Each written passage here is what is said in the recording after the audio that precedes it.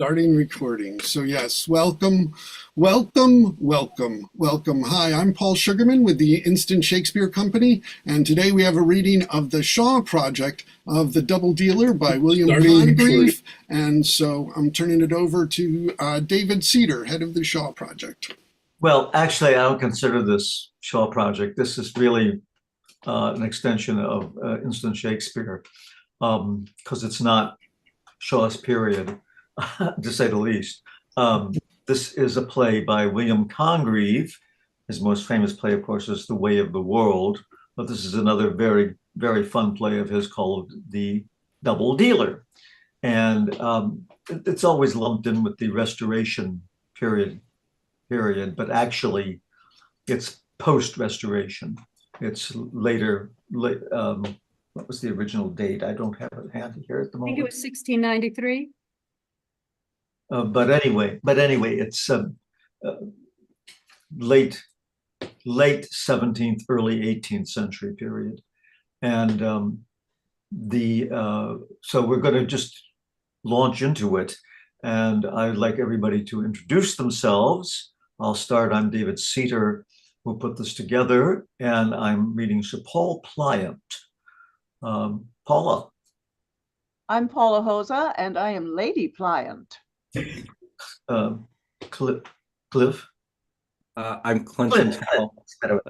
That's okay. I'm Clinton Powell. I'm reading Careless and The Footman. Melissa. Nope, no Melissa here. You're batting 1,000. That's matter with I'm me. Melinda Thompson. I'm Melinda Thompson, and I'm reading Cynthia and a Boy. Angus. Hi, Angus Hepburn in London, reading Lord Touchwood. Anna. I'm Anna Cody, and I'm reading Lady Touchwood. Virginia. I'm Virginia Thomas, and I am reading Lady Froth. Kit. Who? Mr. Cullen. Sorry, I'm blanking. I'm David. Shall I just introduce myself? David Brown. Kieran, I'm sorry. Where did I? Oh, it's all right. I'm Kieran Cullen reading for Malafont. And Nicholas. I'm Nicholas Wehrman reading Brisk. And David. I'm David Palmer Brown, and I'm reading Lord Froth and Say Grace. And Ben. I'm Bennett Poloshi. I will be Maskwell, and I'll be doing brain surgery on David when we're finished. I'm sorry. It's one of those days. Allowed to use brain? All right, here we are. Act 1, Scene 1.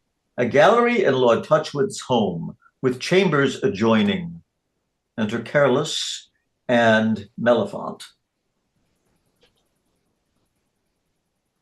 Ned, whither so fast? What, turn flincher? Why, you won't leave us? Oh, where are the women? I'm weary of guzzling and begin to think them the better company. Then thy reason staggers, and thou art almost drunk. No, faith, but your fools grow noisy, and if a man must endure the noise of words without sense, I think the women have more musical voices and become nonsense better. Why, they are at the end of the gallery, retired to their tea and scandal, according to their ancient customs after dinner. But I made a pretense to follow you because I had something to say to you in private, and I'm not like to have many opportunities this evening. And here's this coxcomb most critically come to interrupt you. Boys, lads, where are you? What, do you give ground? Mortgage for a bottle, eh? Careless, this is your trick. You're always spoiling company by leaving it. And thou art always spoiling company by coming in on't. Pooh. I know you envy me. Spite, proud spite by the gods, and burning envy. I'll be judged by Mellifont here, who gives and takes raillery better than you or I. Shh, oh man, when I say you spoil company by leaving it, I mean you leave nobody for the company to laugh at. I think there I was with you, huh, Mellifont? Oh, my word, Brisk. That was a home thrust. You have silenced him. Oh, my dear Mellifont, let me perish, if thou art not the soul of conversation, the very essence of wit and spirit of wine. The deuce take me if there were 3 good things said, or one understood, since thy amputation from the body of our society. I think that's pretty and metaphorical enough.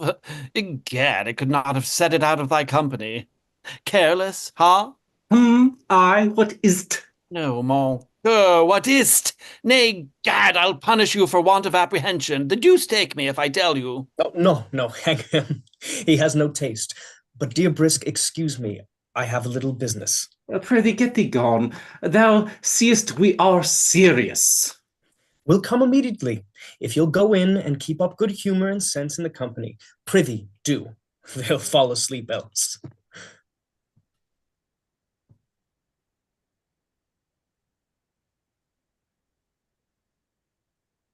Yes.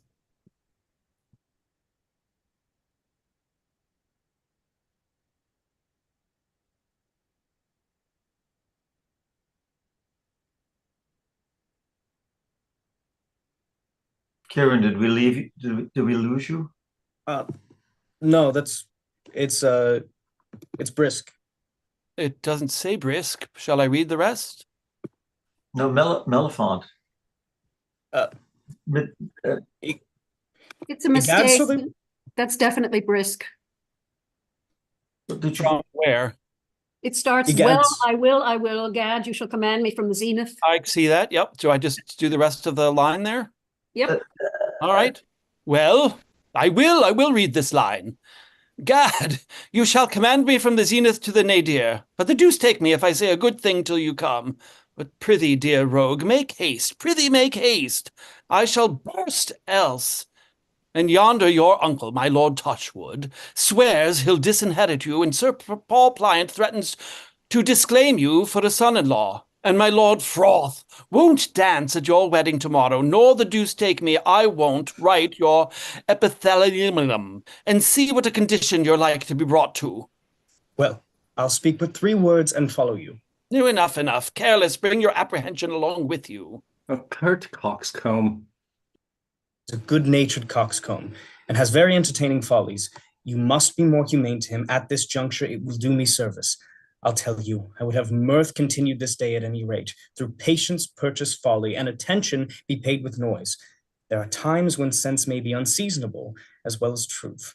Prithee, do thou wear none today, but allow Brisk to have wit, that thou mayest seem fool. Why, how now? Why this extravagant proposition?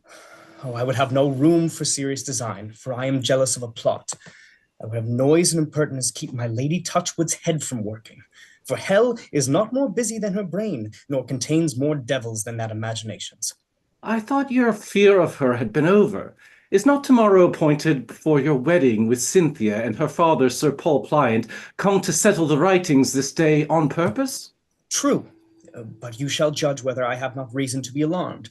None besides you and Maskwell are acquainted with the secret of my Aunt Touchwood's violent passion for me. Since my first refusal of her address, she has endeavored to do me in ill offices with my uncle, yet has managed them with that subtlety that to him they have borne the face of kindness, while her malice, like a dark lanthorn, only shone upon me where it was directed. Still, it gave me less perplexity to prevent the success of her displeasure than to avoid the importunities of her love, and of 2 evils I thought myself favored in her aversion. But whether urged by her despair and the short prospect of time she sought to accomplish her designs, whether the hopes of revenge or of her love terminated in the view of this marriage with Cynthia, I know not. But this morning she surprised me in my bed. Was there ever such a fury? 'Tis well nature has not put it into her sex's power to ravish. Well, bless us proceed. What followed? What at first amazed me, for I looked to have seen her in all the transports of a slighted and revengeful woman, but when I expected thunder from her voice and lightning from her eyes, she melted into tears and hushed into a sigh. It was long before either of us spoke. Passion had tied her tongue, and amazement mine. In short, the consequence was thus.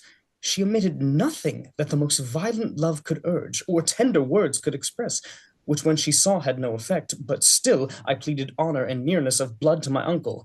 Then came the storm. I feared at first, for starting from my bedside like a fury, she flew to my sword, and with much ado I prevented her doing me or herself a mischief. Having disarmed her in a gust of passion, she left me, and in a resolution confirmed by 1,000 curses not to close her eyes till they had seen my ruin. Exquisite woman. But what the devil does she think? Thou hast no more sense than to get an heir upon her body to disinherit it thyself? For as I take it, this settlement upon you is with a proviso that your uncle has no children. It is so. Well, the service you are to do to me will be a pleasure to yourself. I must get you to engage my lady pliant all this evening, that my pious aunt may not work her to her interest. And if you chance to secure her to yourself, you may incline her to mine. She's handsome and knows it, is very silly and thinks she has sense, and has an old fond husband. I confess a very fair foundation for a lover to build upon. For my Lord Froth, he and his wife will be sufficiently taken up with admiring one another, and brisk gallantry, as they call it. I'll observe my uncle myself, and Jack Maskell has promised me to watch my aunt narrowly, and give me notice upon any suspicion. As for Sir Paul, my wise father-in-law that is to be, my dear Cynthia has such a share in his fatherly fondness, he would scarce make her a moment uneasy to have her happy hereafter. So you have manned your words, but I wish you may not have the weakest guard where the enemy is strongest. Maskwell, you mean? Prithee, why should you suspect him? Faith, I cannot help it. You know I never liked him. I'm a little superstitious in physiognomies. He has obligations of gratitude to bind him to me. His dependence upon my uncle is through my means. Upon your aunt, you mean? My aunt. I'm mistaken if there's be not a familiarity between them. You do not suspect, notwithstanding her passion for you. Oh, pooh, pooh. Nothing in the world but his design to do me service, and he endeavors to do well in her esteem, that he may be able to effect it. Well, I shall be glad to be mistaken, but your aunt's aversion to her revenge cannot be any way so effectually shown as in bringing forth a child to disinherit you. She is handsome and cunning and naturally wanton. Maskwell is flash and bold as at best, and opportunities between them are frequent. His affection to you, you have confessed, is grounded upon his interest that you have transplanted, and should it take root in my lady, I don't see what you can expect from the fruit. I confess the consequence is visible. Were your suspicions just? But see, the company is broke up. Let's meet them. Out upon nephew. Leave your father-in-law and me and to maintain our ground against young people. I beg your lordship's pardon. We were just returning. Were you, son? Oh, it's but much better as it is. Good strange. I swear I'm almost tipsy. The bottle would have made me a bit too powerful for me. As sure as it can be, it would. We wanted your company, but Mr. Brisk, where is he? I swear and vow, he's a most facetious person and the best company. And my Lord Froth, your lordship is so merry a man. Oh, foy, Sir Paul. What do you mean? Merry? Oh, barbarous. I'd as lief you called me a fool. Nay, I protest and vow now, 'tis true, when Mr. Brisk jokes, your lordship's laughter so become you. Oh, ridiculous. Sir Paul, you are strangely mistaken. I find champagne is powerful. I assure you, Sir Paul, I laugh at nobody's jest but my own. Or a lady's, I assure you, Sir Paul. How? How, my lord? What affront my wit? Let me perish, do I never say anything witty to be laughed at? Oh, foy, don't misapprehend me. I don't say so, for I have often smile at your conceptions, but there is nothing more unbecoming a man of quality than to laugh. It is such a vulgar expression of the passion. Everybody can laugh, then especially to laugh at the jest of an inferior person, or when anybody else of the same quality does not laugh with one. Ridiculous. To be pleased with what pleases the crowd? Now, when I laugh, I always laugh alone. I suppose that's because you laugh at your own jests, egad. I swear, though, your raillery provokes me to a smile. Aye, my lord, it's a sign I hit you in the teeth if you show 'em. I swear that's so very pretty I can't forbear. I find a quibble bears more sway in your lordship's face than a jest. Sir Paul, if you please, we'll retire to the ladies. Drink a dish of tea to settle our heads. All my heart. Mr. Brisk, you'll come to us or call me when you joke. I'll be ready to laugh incontinently. But does your lordship never see comedies? Oh, yes, sometimes, but I never laugh. Oh. Oh, no, never laugh indeed, sir. No? Why? What do you go there for? To distinguish myself from the commonalty and mortify the poets. The fellows grow so conceited when any of their foolish wit prevails upon the side boxes. I swear, I have often constrained my inclinations to laugh to avoid giving them encouragement. You are cruel to yourself, my lord, as well as malicious to them. I confess, I did myself some violence at first, but now I think I have conquered it. Let me perish, my lord, but there is something very particular in the humour. 'Tis true, it makes against wit, and I'm sorry for some friends of mine that write, but, gad, I love to be malicious. Nay, deuce take me, there's wit in it too, and wit must be foiled by wit. Cut a diamond with a diamond, no other way, gad.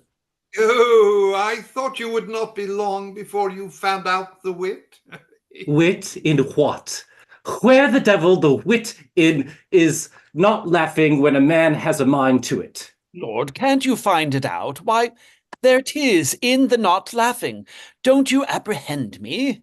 My lord, Careless is a very honest fellow, but harkee, you understand me, somewhat heavy, a little shallow or so. Why, I'll tell you now. Suppose you come up to me, nay, prithee, Careless, be instructed. Suppose, as I was saying, you come up to me, holding your sides, and laughing as if you would...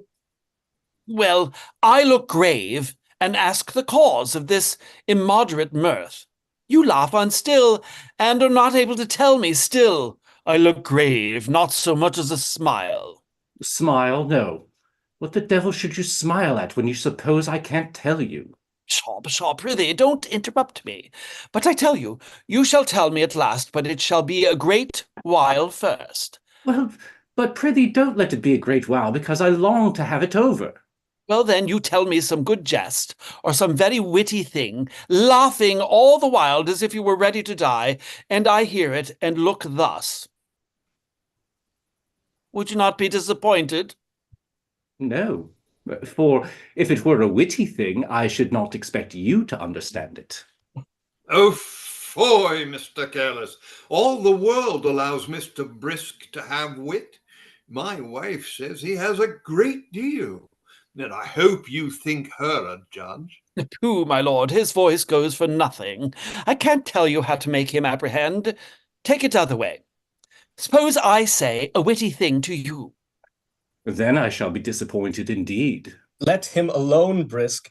He is obstinately bent not to be instructed. I'm sorry for him. The deuce take me. Shall we go to the ladies, my lord? With all my heart. Methinks we are a solitude without him. Or what say you to another bottle of champagne? Oh, for the universe, not a drop more, I beseech you. Oh, intemperate! I have a flushing in my face already. No, let me see, my lord. I broke my glass that was in the lid of my snuff box. Ooh, ooh, deuce take me, I've encouraged a pimple here too. Then you must mortify him with a patch. My wife shall supply you. Come, gentlemen, along. Here is company coming. I'll hear no more. You are false and ungrateful. Come, I know you false. I have been frail, I confess, madam, for your ladyship's service. That I should trust a man whom I had known betray his friend. What friend have I betrayed, or to whom? Your fond friend Malafont, and to me. Can you deny it? I do not. Have you not wronged my lord, who has been a father to you in all your wants, and given you being? Have you not wronged him in the highest manner, in his bed? With your ladyship's help, and for your service, as I told you before, I can't deny that neither. Anything more, madam? More! Audacious villain! Oh, what's more is most my shame. Have you not dishonored me? No, that I deny, for I have never told in all my life, so that accusation's answered. On to the next. Death! You dally with my passion, insolent devil. But have a care, provoke me not, for by the eternal fire you shall not escape my vengeance. Calm villain, how unconcerned he stands, confessing treachery and ingratitude. Is there a vice more black? Oh, I have excuses thousands for my faults, fire in my temper, passions in my soul, apt to every provocation, oppressed at once with love and with despair, but a sedate, a thinking villain, whose black blood runs temperately bad, what excuse can clear? Will you be in temper, madam? I would not talk not to be heard. Now, I have been a very great rogue for your sake, and you reproach me with it. Now, I'm ready to be a rogue still, to do you service, and you are flinging conscience and honor in my face to rebate my inclinations. How am I to behave myself? You know I am your creature, my life and fortune in your power. To disoblige you, that brings me certain ruin. Allow it, I would betray you. I would not be a traitor to myself. I don't pretend to honesty because you know I'm a rascal. But I would convince you from the necessity of my being firm to you. Necessity, impudence. Can no gratitude incline you? No obligations touch you? Have not my fortune and my person been subjected to your pleasure? Were you not in the nature of a servant, and have not I, in effect, made you lord of all, of me and of my lord? Where is that humble love, the languishing, that adoration which once was paid me, and everlastingly engaged? Fixed, rooted in my heart, whence nothing can remove them. And yet you... Yet? What yet? Nay, misconceive me not, madam, when I say I've had a generous and faithful passion, which you have never favored but through revenge and policy. Ha! Look you, madam, we're alone. Pray content yourself and hear me. Now you know, you loved your nephew when I first sighed for you. I quickly found it, an argument that I loved, for with that art you veiled your passion. 'Twas imperceptible to all but jealous eyes. The discovery made me bold, I confess it, for by it I thought you in my power. Your nephew's scorn of you added to my hopes. I watched the occasion and took you, just repulsed by him, warm at once with love and indignation. Your disposition, my arguments, and happy opportunity accomplished my design. I pressed the yielding minute and was blessed. How I have loved you since. Words have not shown, and then how should words express? Well, mollifying devil, and have I not met your love with forward fire? Your zeal, I grant, was ardent, but misplaced. There was revenge in view. That woman's idol had defiled the temple of the god, and love was made a mock worship. A son and heir would have edged young Melephant upon the brink of ruin and left him none but you to catch at for prevention. Again, provoke me. Do you wind me like alarm, only to rouse my own stilled soul for your diversion? Confusion! Hey, madam, I'm God if you relapse. What needs this? I say nothing but what you yourself, in open hours of love, have told me. Now, why should you deny it? Nay, how can you? Is not all this present heat owing to the same fire? Do you not love him still? How have I this day offended you but in not breaking off his match with Cynthia, which, ere tomorrow, shall be done? Had you but patience. How? What said you, Masquel? Another caprice to unwind my temper. I am your slave, the slave of all your pleasures, and will not rest until I have given you peace. Now, would you suffer me? Oh, Masquel, in vain I do disguise me from thee. Thou knowest me, knowest the very inmost windings and recesses of my soul. Oh, Malafont, I burn. Every tomorrow, despair strikes me, yet my soul knows I hate him too. Let him but once be mine, and next immediate ruin seize him. Compose yourself. You shall possess and ruin him too. Will that please you? How? Thou dear, thou precious villain, how? You have already been tampering with my lady pliant. I have. She is ready for any impression I think fit. She must be thoroughly persuaded that Mellifont loves her. She is so credulous that way naturally, and likes him so well that she will believe it faster than I can persuade her. But I don't see what you can propose from such a trifling design, for her first conversing with Malafont will convince her of the contrary. I know it. I don't depend on it, but it will prepare something else and gain us leisure to lay a stronger plot. Now, if I gain a little time, I shall not want contrivance. 1 minute gives invention to destroy, what to rebuild will a whole age employ. Indeed, madam. Is it possible your ladyship could have been so much in love? Oh, I could not sleep. I did not sleep one wink for 3 weeks. Prodigious. I would wonder a want of sleep and so much love and so much wit as your ladyship has should not turn your brain. Oh, my dear Cynthia, you must not rally your friend. But really, as you say, I wonder too. But then I had a way, for between you and I had whimsies and vapors, but I gave them vent. How, pray, madam? Oh, I writ abundantly. Do you never write? Write what? Oh, songs, elegies, satires, encomiums, panegyrics, lampoons, plays, or heroic poems? Oh, Lord, not I, madam. I'm content to be a courteous reader. Oh, inconsistent. In love and not right? Oh, if my lord and I had been both of your temper, we had never come together. Oh, bless me, what a sad thing that would have been if my lord and I should never have met. Then neither my lord nor you would ever have met with your match, upon my conscience. Oh, my conscience, no more we should, thou sayest right. For sure, my lord Froth is as fine a gentleman and as much a man of quality. Ah, nothing at all of the common air. I think I may say he wants nothing but a blue ribbon and a star to make him shine. Ah, the very phosphorus of our hemisphere. Do you understand those 2 hard words? If you don't, I'll explain them to you. Yes, madam, I'm not so ignorant. At least I won't own to it to be troubled with your instructions. Oh, nay, I beg your pardon, but being derived from the Greek, I thought maybe you might have escaped the etymology. But I'm more amazed to find a woman of letters and not right. Bless me. How can Mellifont believe you love him?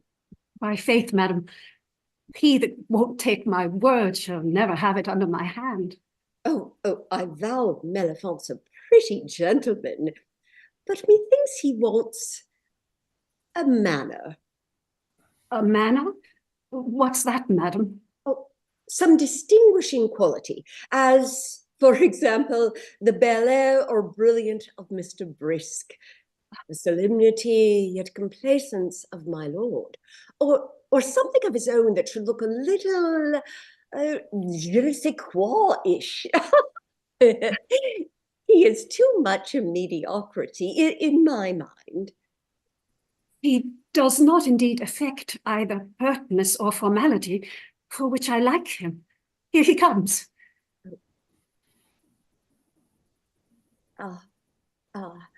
I'm so sorry, my screen went awry.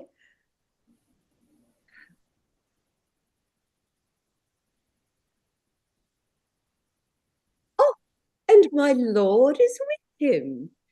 Pray, observe the difference. Impertinent creature. I could almost be angry with her now. My lord, I've been telling Cynthia how much I've been in love with you. I swear I am not ashamed to own it now. It makes my heart leap. I vow, I sigh when I think on it. My dear lord, do you remember my... Oh, blessed creature, perfectly well. Ah, that look. Aye, there it is. Who could resist? 'Twas so my heart was made a captive first, and ever since 'has been in love with happy slavery. Oh, that tongue, that dear deceitful tongue, that charming softness in your mien and your expression, and then your bow. Good my lord, thou as you did when I gave you my picture. Here, use this, suppose this my picture. Pray, mind, lord, he bows charmingly. Nay, my lord, you shouldn't kiss it so much. I shall grow jealous, I vow now. I saw myself there and kissed it for your sake. Gallantry to the last degree. Mr. Brisk, you're a judge, was ever anything so well bred as my lord? Never anything but your ladyship. Let me perish. Oh, prettily turned again. Let me die, but you have a great deal of wit. Mr. Mellifont, don't you think Mr. Brisk has a world of wit? Oh, yes, madam. Oh, dear madam. An infinite deal. Oh, heavens, madam. More than anybody. I'm everlastingly your humble servant, deuce take me, madam. Don't you think us a happy couple? I vow, my lord, I think you the happiest couple in the world, for you're not only happy in one another, and when you are together, but happy in yourselves, and by yourselves. I hope Mellifont will make a good husband too. 'Tis my interest to believe he will, my lord. Yeah, do you think he'll love you as well as I do my wife? I'm afraid not. I believe he'll love me better. Heavens, that can never be. But why do you think so? Because he has not so much reason to be fond of himself. Oh, your humble servant for that, dear madam. Well, Mellifont, you'll be a happy creature. Aye, my lord. I shall have the same reason for my happiness that your lordship has. I shall think myself happy. Ah, that's all.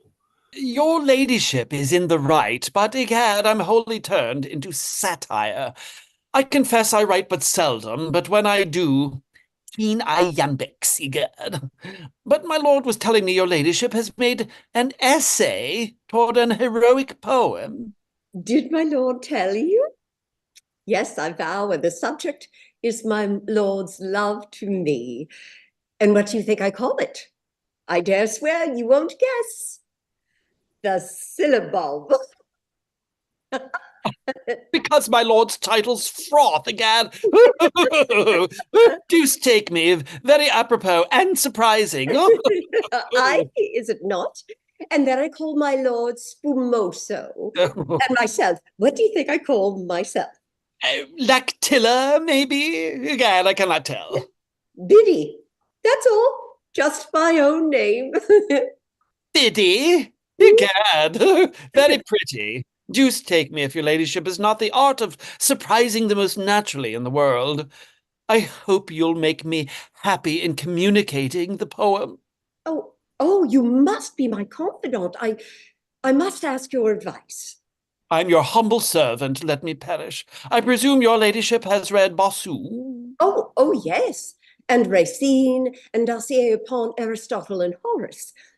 My lord, you must not be jealous. I'm communicating all to Mr. de Brisk.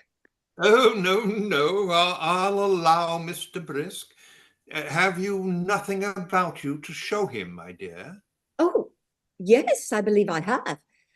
Mr. Brisk, will you come into the next room, and there I'll show you what I have. I'll walk a turn in the garden and come to you. You're thoughtful, Cynthia? I'm thinking, though marriage makes man and wife one flesh, it leaves them still two fools, and they become more conspicuous by setting off one another. That's only when two fools meet and their follies are opposed. Nay, I have known two wits meet, and by the opposition of their wit render themselves as ridiculous as fools. 'Tis an odd game we're playing at. What think you of drawing stakes and giving over in time? No, hang it. That's not endeavoring to win, because it's possible we may lose, since we have shuffled and cut. Let's even turn up trump now. Well, then I find it's like cards. If either of us have a good hand, it's an accident of fortune. Oh, marriage is rather like a game of bowls. Fortune indeed makes the match, and the two nearest, and sometimes the two farthest, are together. But the game depends entirely upon judgment. Still, it is a game, and consequently one of us must be the loser. Not at all. Only a friendly trial of skill, and the winnings to laid out in an entertainment. What's here? The music. Oh, my lord has promised the company a new song. We'll get him to give it us by the way. Pray, let us have the favor of you to practice the song before the company hear it. Cynthia frowns where'er I woo her, yet she's vexed if I give over. Much she fears I should undo her, but much more to lose her lover. Thus in doubting she refuses, and not winning, thus she loses. Prithee, Cynthia, look behind you, age and wrinkles will o'ertake you. Then too late desire will find you. Think, O sad condition, to be past, yet with wish fruition. You shall have my thanks below.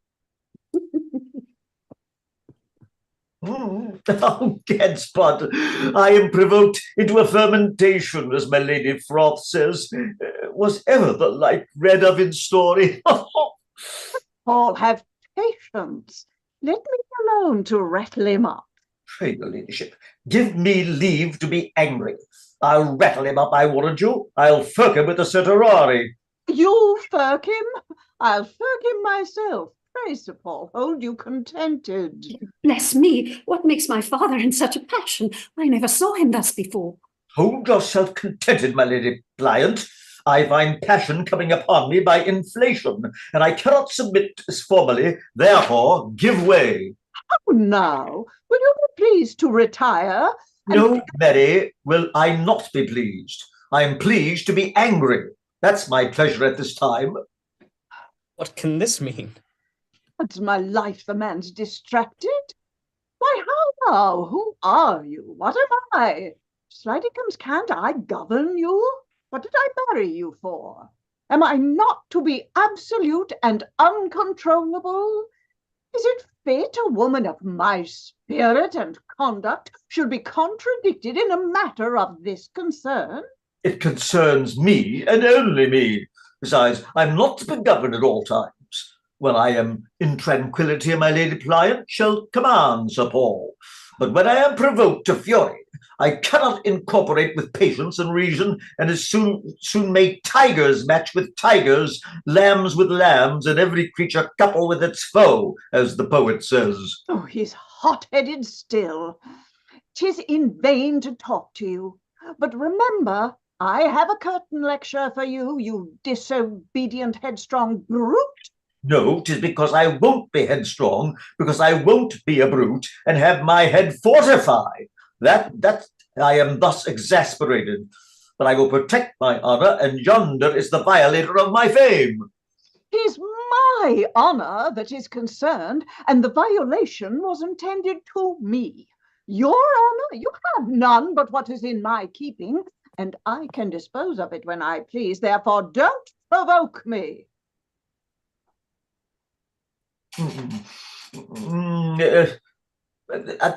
Gad's bud, she says true. Well, my lady, march on. I will fight under you, and I am convinced as far as passion will permit. Inhuman and treacherous! Thou serpent, and first tempter of womankind. Bless me, sir, madam, what mean you? Thy, come away. Thy, touch him not. Come hither, girl. Go not near him. There's nothing but deceit about him. Snakes are in his peruke. The crocodile of Nilus is in his belly. He will eat thee up alive. Dishonorable, impudent creature! For heaven's sake, madam, to whom do you direct this language? Have I behaved myself with all the decorum and nicety befitting the person of Sir Paul's wife? Have I preserved my honor, as it were, in a snow house for this 3 years past? Have I been white and unsullied, even by Sir Paul himself? Nay, she has been an invincible wife, even to me. That's the truth, aunt. Have I say, preserved myself like a fair sheet of paper for you to make a blot upon? She shall make a simile with any woman in England. I am so amazed I know not what to say. Do you think my daughter, this pretty creature, Gad's bud, she's a wife for a cherubim? Do you think her fit for nothing but to be a stalking horse to stand before you while you take aim at my wife? Gad's bud, I was never so angry before in my life, and I'll never be appeased again. Well, in damnation! This is my aunt. Such malice can be engendered nowhere else. Sir Paul, take Cynthia from his sight. Leave me to strike him with the remorse of his intended crime. Pray, sir, stay, hear him. I dare affirm he's innocent. Innocent? Why, harkee, come hither.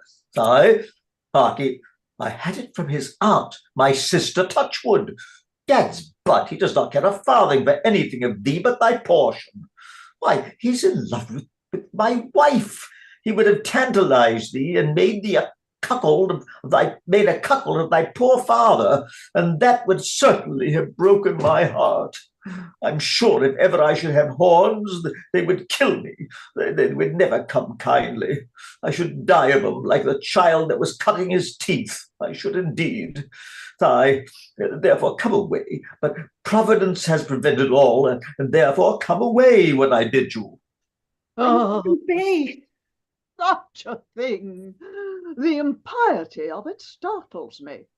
To wrong so good, so fair a creature, and one that loves you tenderly. It is a barbarity of barbarities, and nothing could be guilty of it. But the greatest villain imagination can form, I grant it, and next to the villainy of such a fact is the villainy of aspersing me with the guilt. How?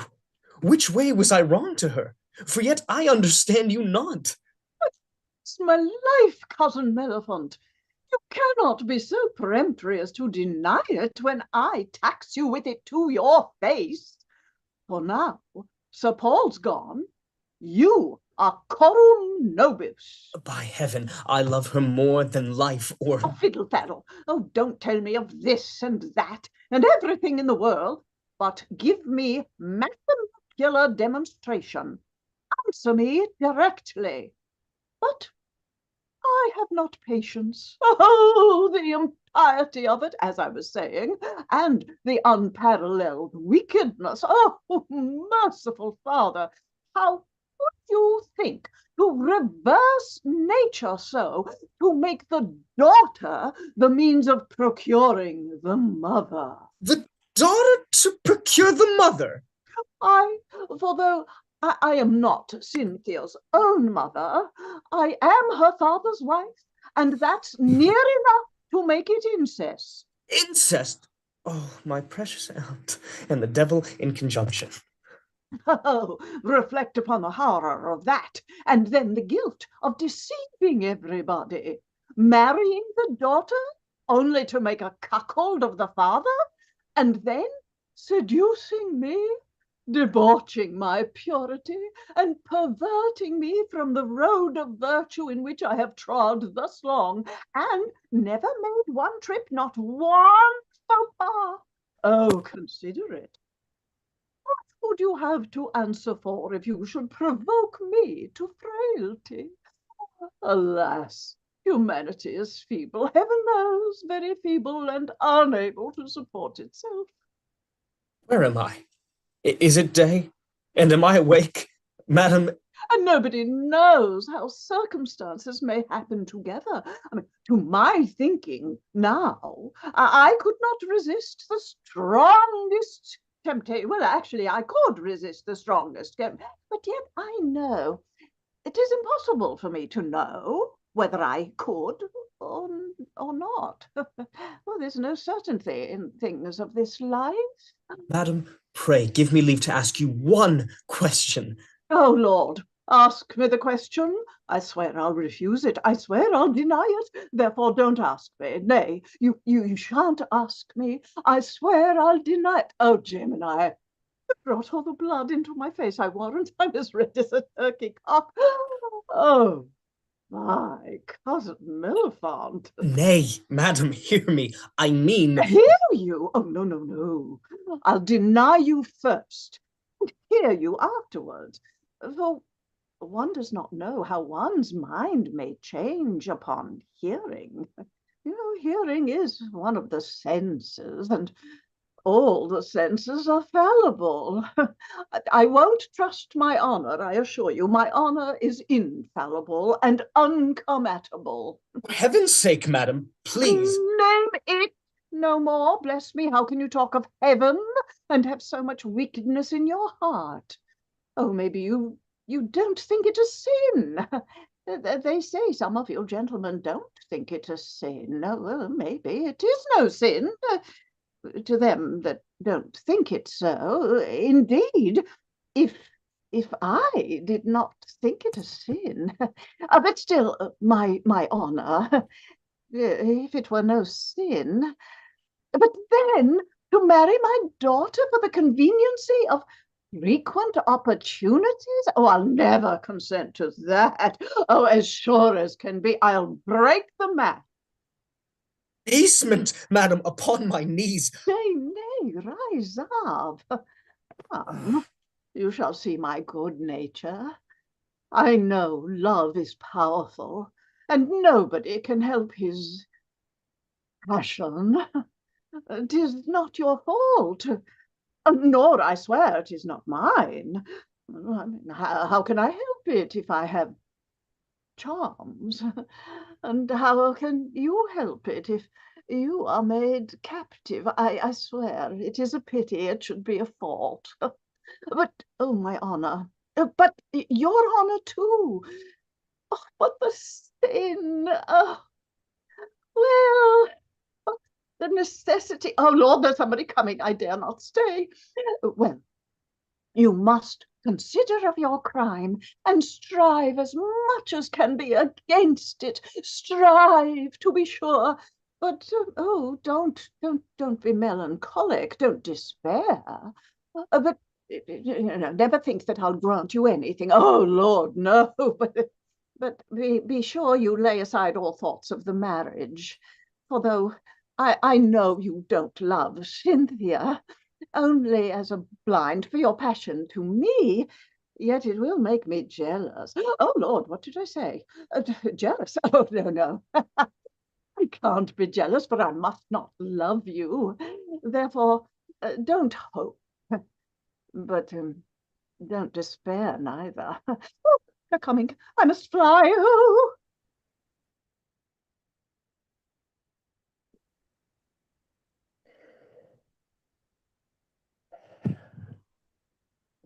So then, spite of my care and foresight, I am caught in my security. Yet this was but a shallow artifice, unworthy of my Machiavellian aunt. There must be more behind this. This is but the first flash, the priming of her engine. Destruction follows hard, if not most presently prevented. Maskwell, welcome. Thy presence is a view of land appearing to my shipwrecked hopes. The witch has raised the storm, and her ministers have done their work. You see, the vessels are parted. I know it. I met Sir Paul towing Cynthia away. Come, trouble not your head. I'll join you together ere tomorrow morning, or drown between you in the attempt. There's comfort in a hand stretched out to one that's sinking, though never so far off. No sinking nor no danger. Come, cheer up. Why, don't you know, you don't know that while I plead for you, your aunt has given me a retaining fee. Nay, I am your greatest enemy, and she does but journey work under me. How's this? Well, what do you think of my being employed in the execution of all her plots? By heavens, it's true. I have undertaken to break the match. I have undertaken to make your uncle disinherit you, to get you turned out of doors, and I'll tell you for laughing. She has opened her heart to me. I am to turn you a grazing and marry Cynthia myself. Now there's a plot for you.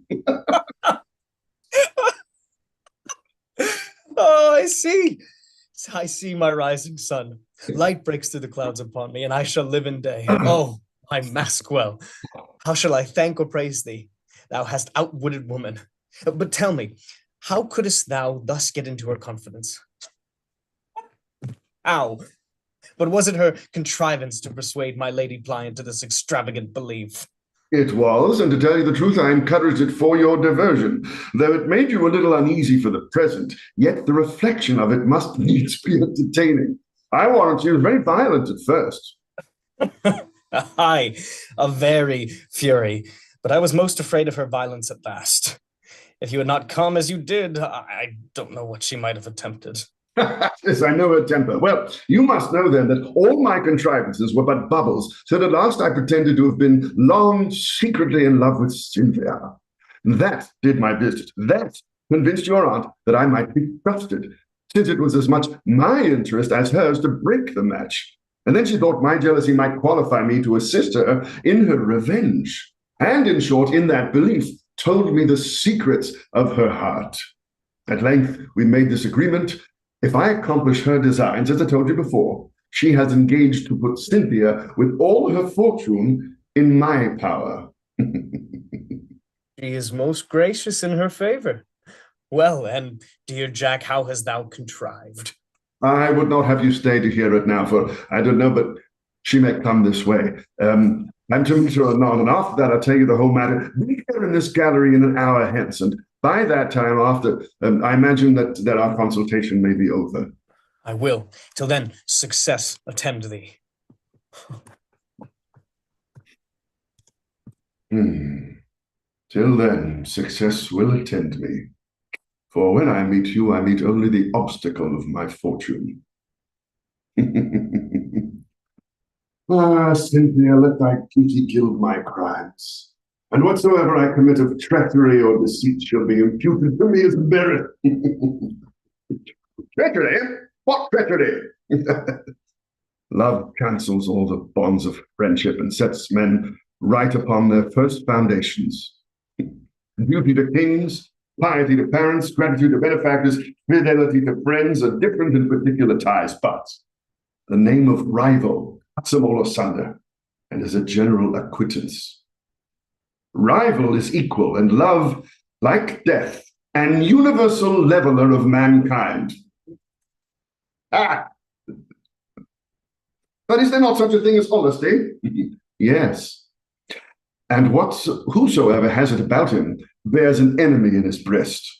For your honest man, as I take it, is that nice, scrupulous, conscientious person who will cheat nobody but himself. Such another coxcomb as your wise man who is too hard for all the world and will be made a fool of by nobody but himself. Well, for wisdom and honesty give me cunning and hypocrisy. Oh, 'tis such a pleasure to angle for fair-faced fools. And then that hungry gudgeon credulity will bite at anything. Let me see. I have the same face, the same words and accents when I speak what I think, and when I speak what I do not think. The very same. And dear dissimulation is the only art not to be known from nature. Why will mankind be fools and be deceived? And why are friends and lovers oaths believed? When each who searches strictly his own mind may so much fraud and power of baseness find. My lord, can you blame my brother Pliant if he refuse his daughter upon this provocation? The contract's void by this unheard of impiety.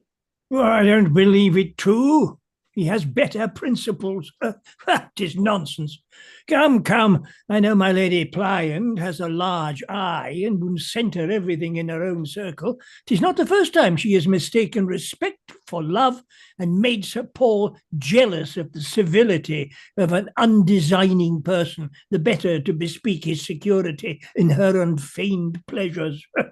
You censure hardly, my lord. My sister's honour is very well known.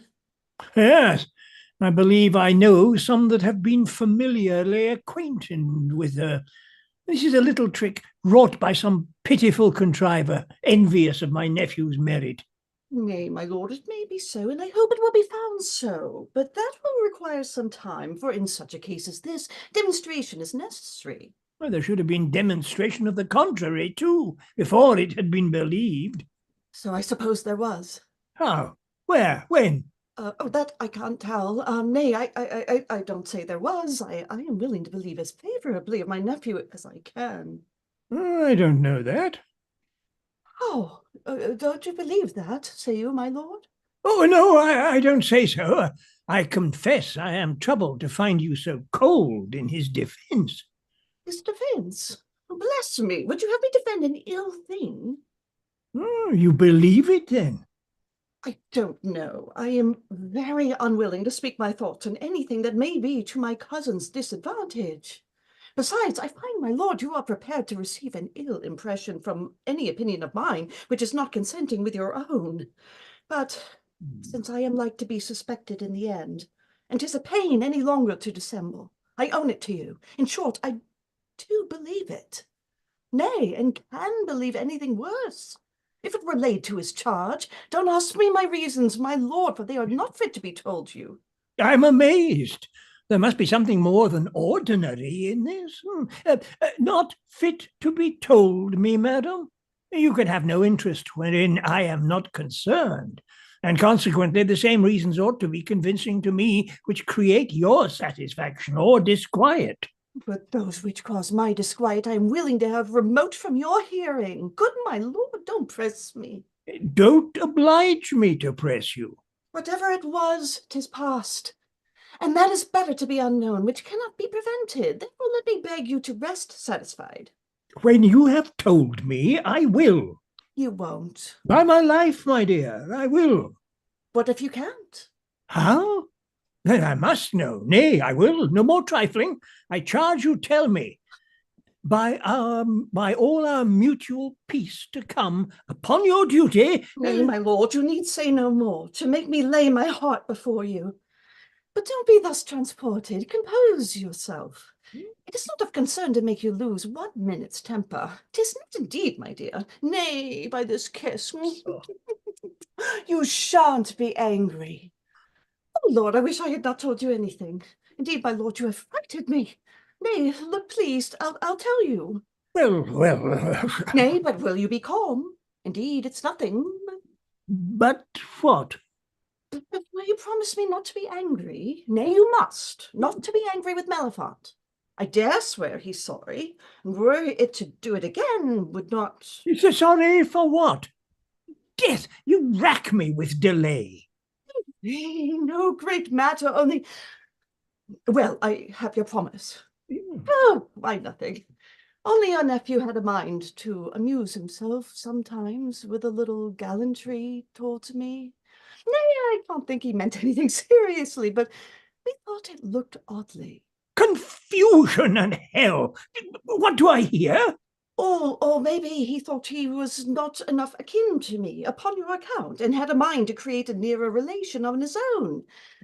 A lover, you know, my lord. Well, that's all. Now you have it. Well, remember your promise, my lord, and don't take any notice of it to him. No, damnation.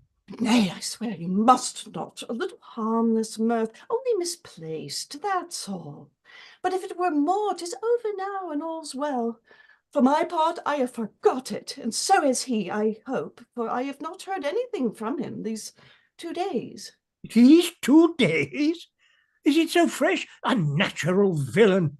Death, I'll have him stripped and turned naked out of my doors this moment, and let him rot and perish, incestuous brute! Oh, for heaven's sake, my lord, you'll ruin me if you take such public notice of it. It will be a town talk. Consider your own and my honour. Nay, I told you you would not be satisfied when you knew it. Before I've done, I will be satisfied. Ungrateful monster! How long?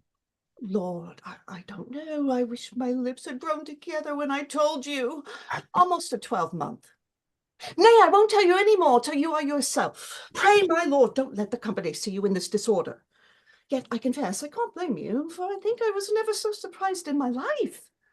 Who would have thought my nephew could have so misconstrued my kindness? But will you go into your closet and recover your temper, make an excuse of certain business to the company, and come to you? Pray, good dear my lord, let me beg you do now. I'll come immediately and tell you all. Will you, my lord?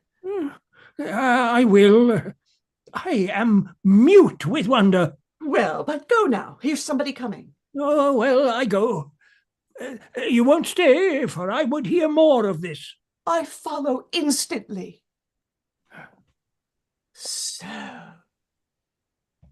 This was a masterpiece and did not need my help, although I stood ready for a cue to come in and confirm all had there been occasion. Have you seen Meliphant? I have, and am to meet him here about this time. How does he bear his disappointment? Secure in my assistance, he seemed not much afflicted, but rather laughed at the shallow artifice which so little time must of necessity discover. Yet he is apprehensive of some farther design of yours, and has engaged me to watch you. Believe he will hardly be able to prevent your plot, yet I would have you use caution and expedition. Expedition indeed, for all we do must be performed in the remaining part of this evening, and before the company break up, lest my lord should cool and have an opportunity to talk to him privately. My lord must not see him again. By no means. Therefore, you must aggravate my lord's displeasure to a degree that will admit of no conference with him. What think you of mentioning me? How? To my lord, as having been privy to Meliphant's designs upon you, but still using my utmost endeavours to dissuade him. Though my friendship and love to him has made me conceal it, yet you may say, I threatened the next time he attempted anything of that kind to discover it to my lord. To what end is this? It will confirm my lord's opinion of my honour and honesty, and create in him a new confidence in me, which, should this design miscarry, will be necessary to the forming of another plot that I have in head, to cheat you as well as the rest. I'll do it. Now, I'll tell him you hindered him once from forcing me. excellent. Your ladyship has a most improving fancy. You had better go to my lord and keep him as long as you can in his closet, and I doubt not but that you will mould him to whatever you please. Your guests are so engaged in their own follies and intrigues, they'll miss neither of you. When shall we meet? At 8 this evening in my chamber? They'll rejoice at our success and toy away an hour in mirth? I will not fail.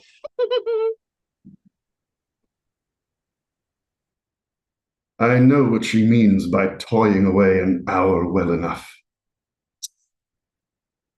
Ah, Pox, I've lost all appetite to her. Yet she is a fine woman, and I loved her once. But I don't know. Since I've been in a great measure kept by her, the case is altered. What was my pleasure has become my duty, and I have as little stomach for her now as if I were her husband. Should she smoke my design upon Cynthia, I were in a fine pickle.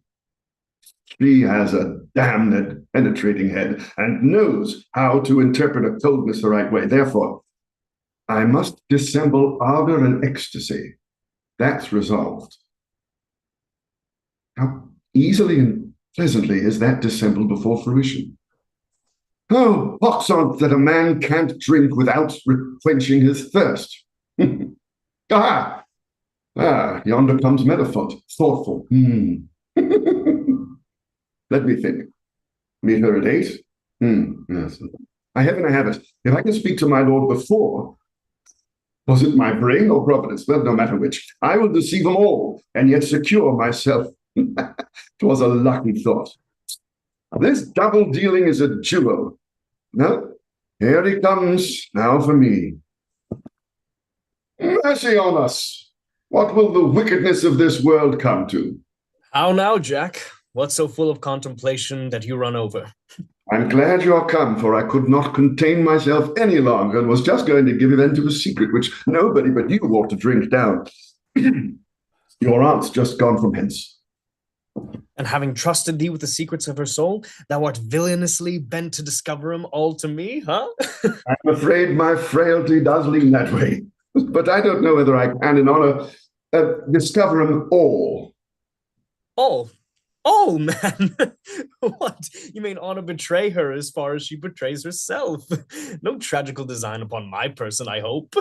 No, but it's a comical design upon mine. What dost thou mean? Listen and be dumb.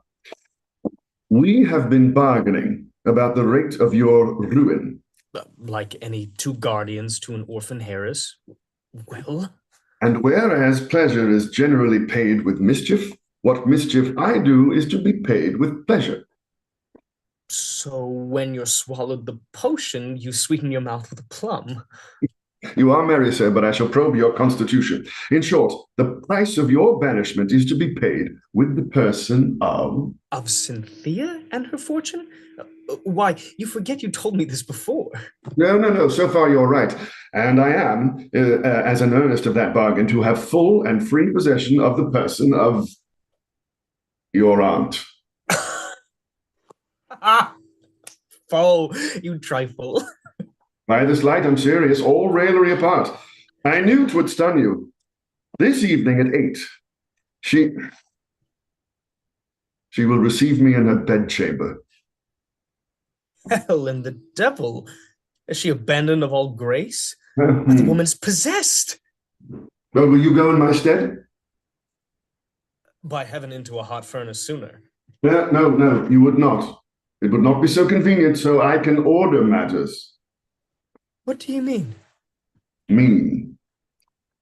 Not to disappoint the lady, I assure you. How gravely he looks. Come, I won't perplex you. 'Tis the only thing that Providence could have contrived to make me capable of serving you, either to my inclination or your own necessity. How, for heaven's sake, dear Maskwell? Why, thus. I'll go according to appointment, and you shall have notice at the critical minute to come and surprise your aunt and me together. Counterfeit a rage against me, and I'll make my escape through the private passage from her chamber, which I'll take care to leave open.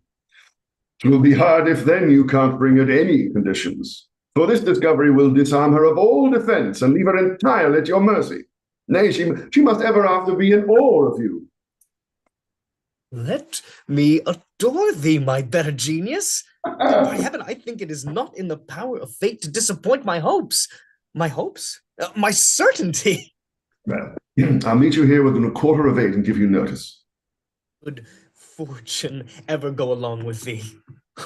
Mellifont, get out of the way. My Lady Pliant's coming, and I shall never succeed while thou art in sight.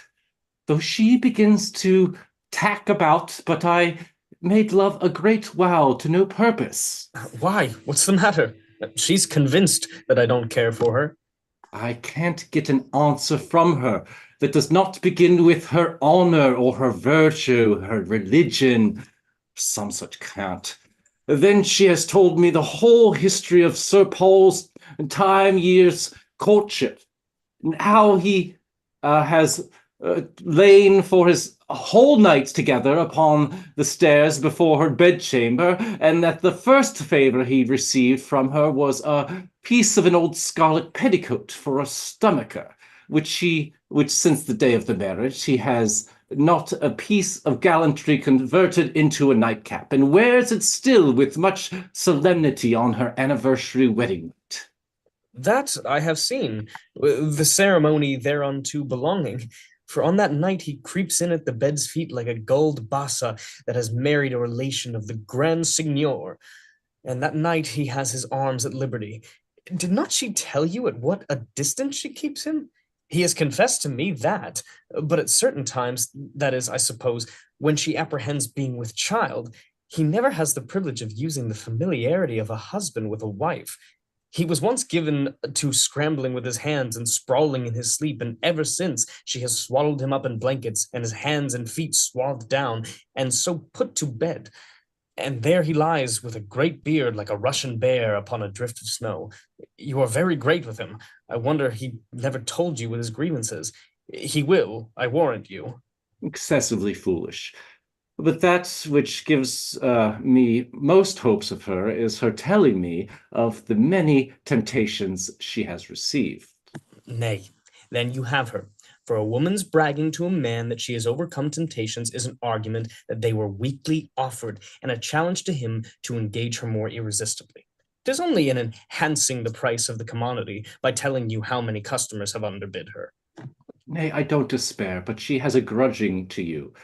I talked to her the other night at my Lord Frost's masquerade, which I'm satisfied she knew me, and I had no reason to complain of my reception. But I find women are not the same barefaced as in masks, and a visor disguises their inclinations as much as their faces. 'Tis a mistake, for women may most properly be said to be unmasked when they wear visors, for that secures them from blushing and being out of countenance, and next to being in the dark, or alone, they are most truly themselves in a visor mask. Here they come. I'll leave you. Ply her close, and by and by clap a billet-doux into her hand. For a woman never thinks a man truly in love with her till he has been fool enough to think of her out of sight, and to lose so much time as to write to her. Shan't we disturb your meditation, Mr. Careless? You would be private. You bring that along with you, Sir Paul, and that shall be always welcome in my privacy. Oh, sweet sir, you load your humble servants, both me and my wife, with continual favors. Sir Paul, what a phrase was there! You will be making answers and taking that upon you which ought to lie upon me. That you should have so little breeding to think Mr. Careless did not apply himself to me. Pray, what have you to entertain anybody's privacy? I swear and declare in the face of the world, I'm ready to blush for your ignorance. Acquiesce, my lady, but don't snub so loud. Mr. Careless, if a person that is wholly illiterate might be supposed to be capable of being qualified to make a suitable return to those obligations which you are pleased to confer upon one that is wholly incapable of being qualified in all those circumstances, I'm sure I should rather attempt it than anything in the world, for I'm sure there's nothing in the world that I would rather. But I know Mr. Careless is so great a critic and so fine a gentleman that it is impossible for me. Heavens, madam, you confound me. Cad's bud, she's a fine person. Oh, Lord, sir, pardon me. We women have not those advantages. I know my imperfections, but at the same time, you must give me leave to declare in the face of the world that nobody is more sensible of favours and things, for with the reserve of my honour, I assure you, Mr. Careless, I don't know anything in the world I would refuse to a person so meritorious. You'll pardon my want of expression. Oh, your ladyship is abounding in all excellence, particularly that of phrase. You're so obliging, sir. Your ladyship is so charming. So now, my lady. So well bred, So surprising. so well dressed, so bon mine, so eloquent, so unaffected, so easy, so free, so particular, so agreeable. Aye, so, there. Oh Lord, I beseech you, madam, don't. Oh, so gay, so graceful, so good teeth, so fine shape, so fine limbs, so fine linen, and I don't doubt but you have very good skin, sir. For heaven's sakes, madam, I'm quite out of countenance. And my lady is quite out of breath. What else you should hear? Gad's blood. You may talk of my lady Froth. Oh, fie, not to be named of a day. My lady Froth is very well in her accomplishments, but it is when my lady Pliant is not thought of, if that can ever be. Oh, you overcome me. That's so excessive. Nay, I swear and vow that was pretty. Oh, Sir Paul, you are the happiest man alive. Such a lady. That is the envy of her own sex and the admiration of ours. Your humble servant. I thank heaven, in a fine way of living, as I may say, peacefully and happily, and I think need not envy any of my neighbors, blessed be Providence. Aye, truly, Mr. Careless, my lady is a great blessing, a fine, discreet, well-spoken woman, as you shall see, if it becomes me to say so, and we live very comfortably together. She is a little hasty sometimes, and so am I, but mine's soon over. Then I'm so sorry. Oh, Mr. Careless, if it were not for one thing. How often have you been told of that, you jackanapes? Gads,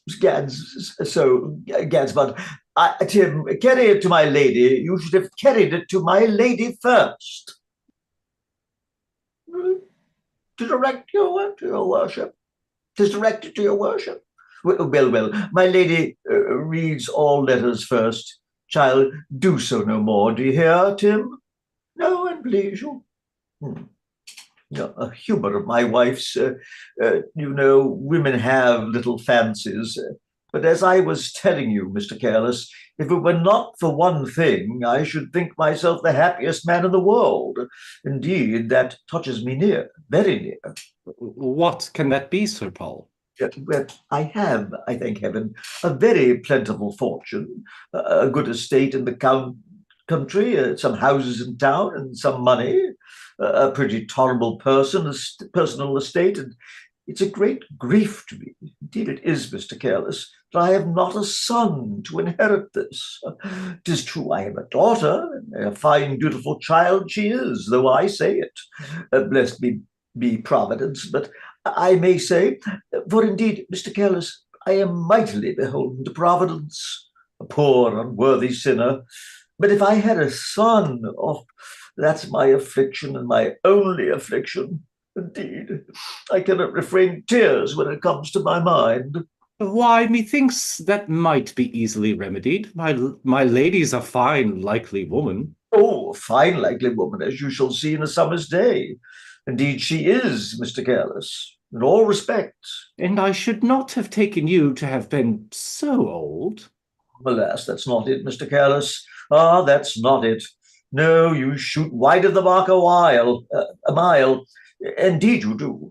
That's not it, Mr. Careless. No, that's not it. No? What can be the matter then? Oh, you'll scarcely believe it when I shall tell you. My lady is so nice. It's very strange, but it's true. Too true. She's so very nice that I don't believe she would touch a man for the world. At least not above once a year, I'm sure. I have found it so. And alas, what's once a year to an old man who would do good in his generation? Indeed, it's true, Mr. Careless. It breaks my heart. I am a husband, as I may say, though far unworthy of that honor. Yet I am a husband, but alas a day, I have no more familiarity with her person, as to that matter, than with my own mother. No, indeed. Alas a day, this is a lamentable story. My lady must be told on't. She must inface Sir Paul. 'Tis an injury to the world. Ah, would to heaven you would, Mr. Careless. You are mightily in her favor. I warrant you. What? We must have a son some other way. Or Indeed, I should be mightily bound to you if you could bring it about, Mr. Careless. Sir Paul, it's from your steward. Now here's a return of £600. You may take 50 of it for the next half year. Uh, uh, uh, um, we need Cynthia. Cynthia? Cynthia? Mm-hmm. How does my girl? Come hither to thy father, poor lamb. Art melancholic. Heavens, Sir Paul, you amaze me. Of all things in the world, you are never pleased but when we are all upon the broad grin, all laugh and no company. Ah, then, 'tis such a sight to see some teeth. Sure, you're a great admirer of my Lady Whiffler, Mr. Sneer, and Sir Lawrence Loud, and that gang. I vow and swear she's a very merry woman, but I think she laughs a little too much. Mary! Oh, Lord, what a character that is of a woman of quality. You have been at my Lady Whiffler's upon her day, madam?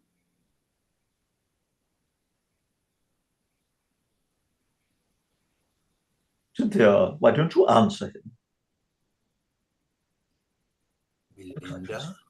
She's frozen. Hold on a minute. Oh, there she is. But she is frozen. Ah. So sorry. Yes, my lord.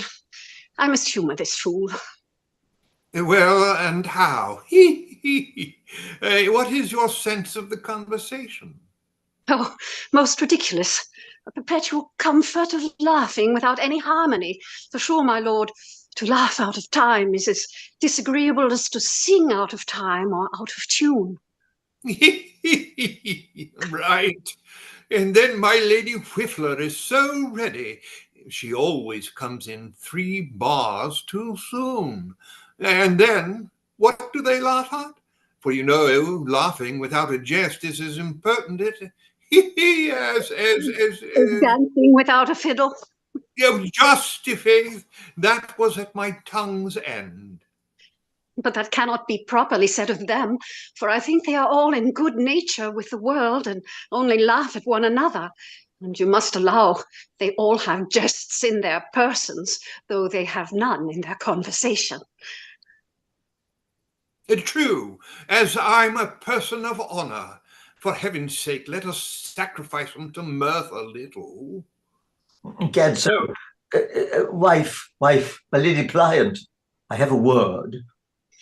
Busy, Sir Paul? I wonder at your impertinence. Sir Paul, harkye, I'm reasoning the matter, you know. Madam, if your ladyship, please, will discourse of this in the next room. Oh, I wish you good success. I wish you good success, boy.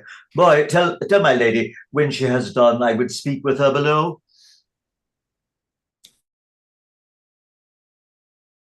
Then you think that episode between Susan, the dairymaid, and our coachman is not amiss? You know, I may suppose the dairy in town as well as in the country. Incomparable, let me perish. But then, being an heroic poem, had you not better call him a charioteer? Charioteer sounds great. Besides your ladyship's coachman having a red face and you comparing him to the sun. And you know the sun is called heaven's charioteer. Oh, infinitely better. I'm extremely beholden to you for the hint. Stay, We'll read over those together, a half score lines again. Let me see here. You know what goes before the comparison, you know.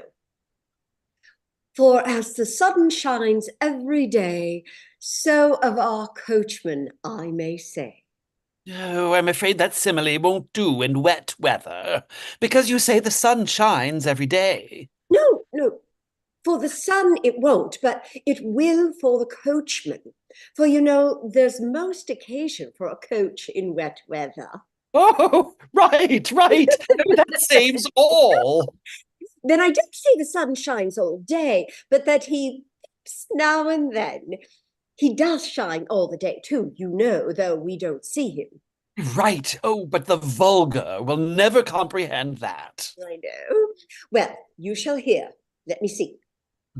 For as the sun shines every day, so of our coachman I may say.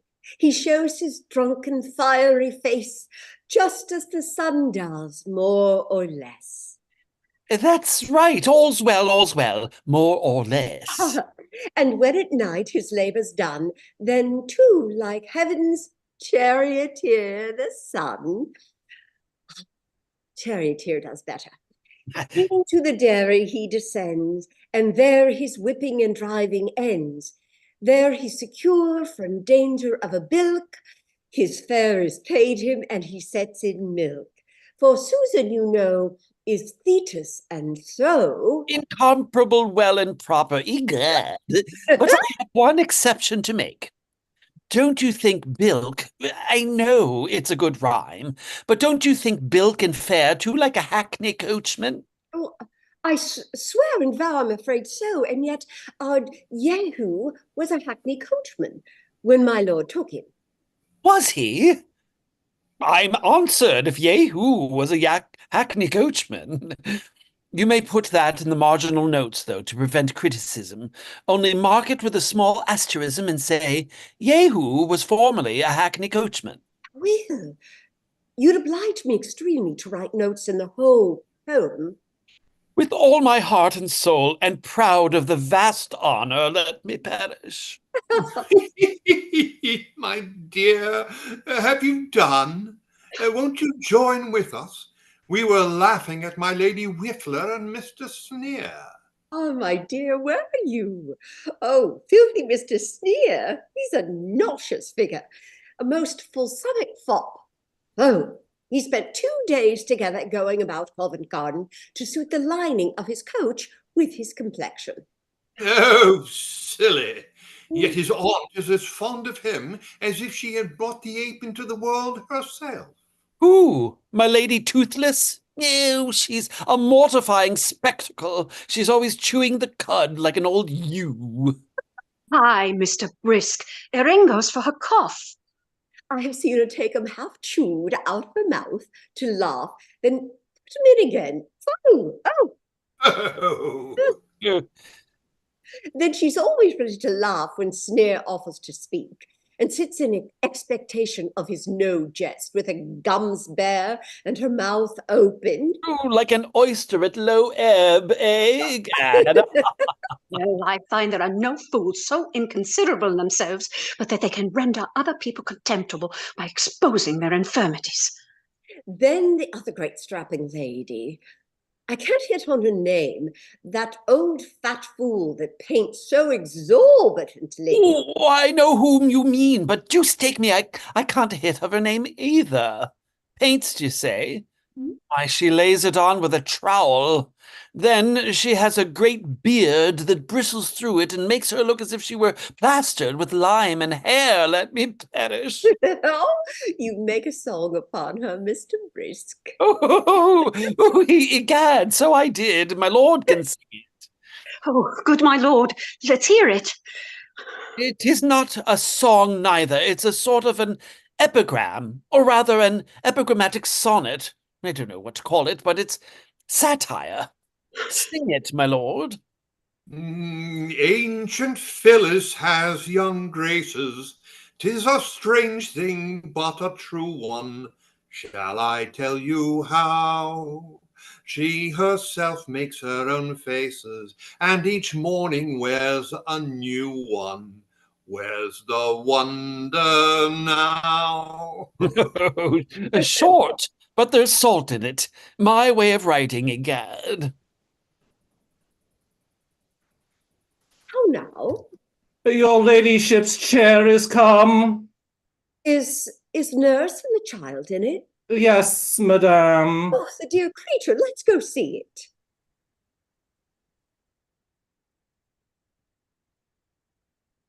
Lord Froth, my darling.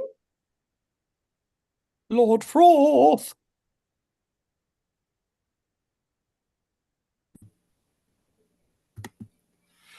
Oh, I swear, my dear, you'll spoil that child with sending it to and fro again so often. This is the 7th time the chair has gone for her today. Oh, law, I swear it's but the 6th, and I haven't seen her these 2 hours. The poor creature. I swear, my lord, you don't love poor little Sappho.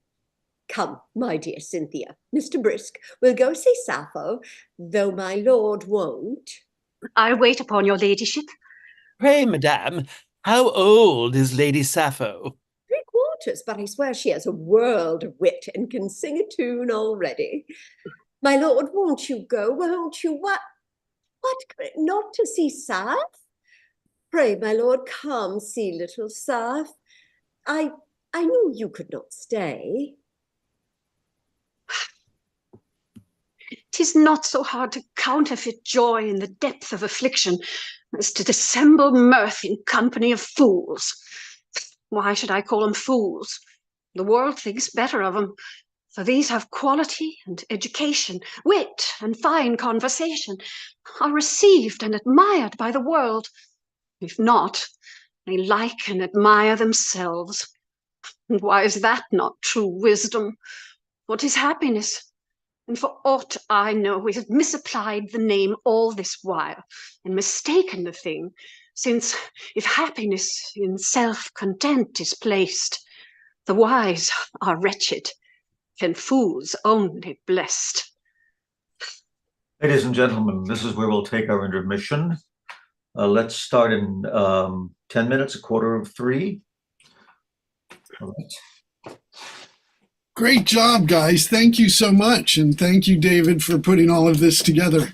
It's really fun to hear a play that I did not know at all, and just how many, like back then, all of the ways that people could talk fancy to do shit to each other.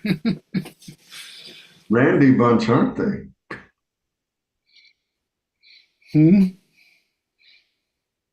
Yeah.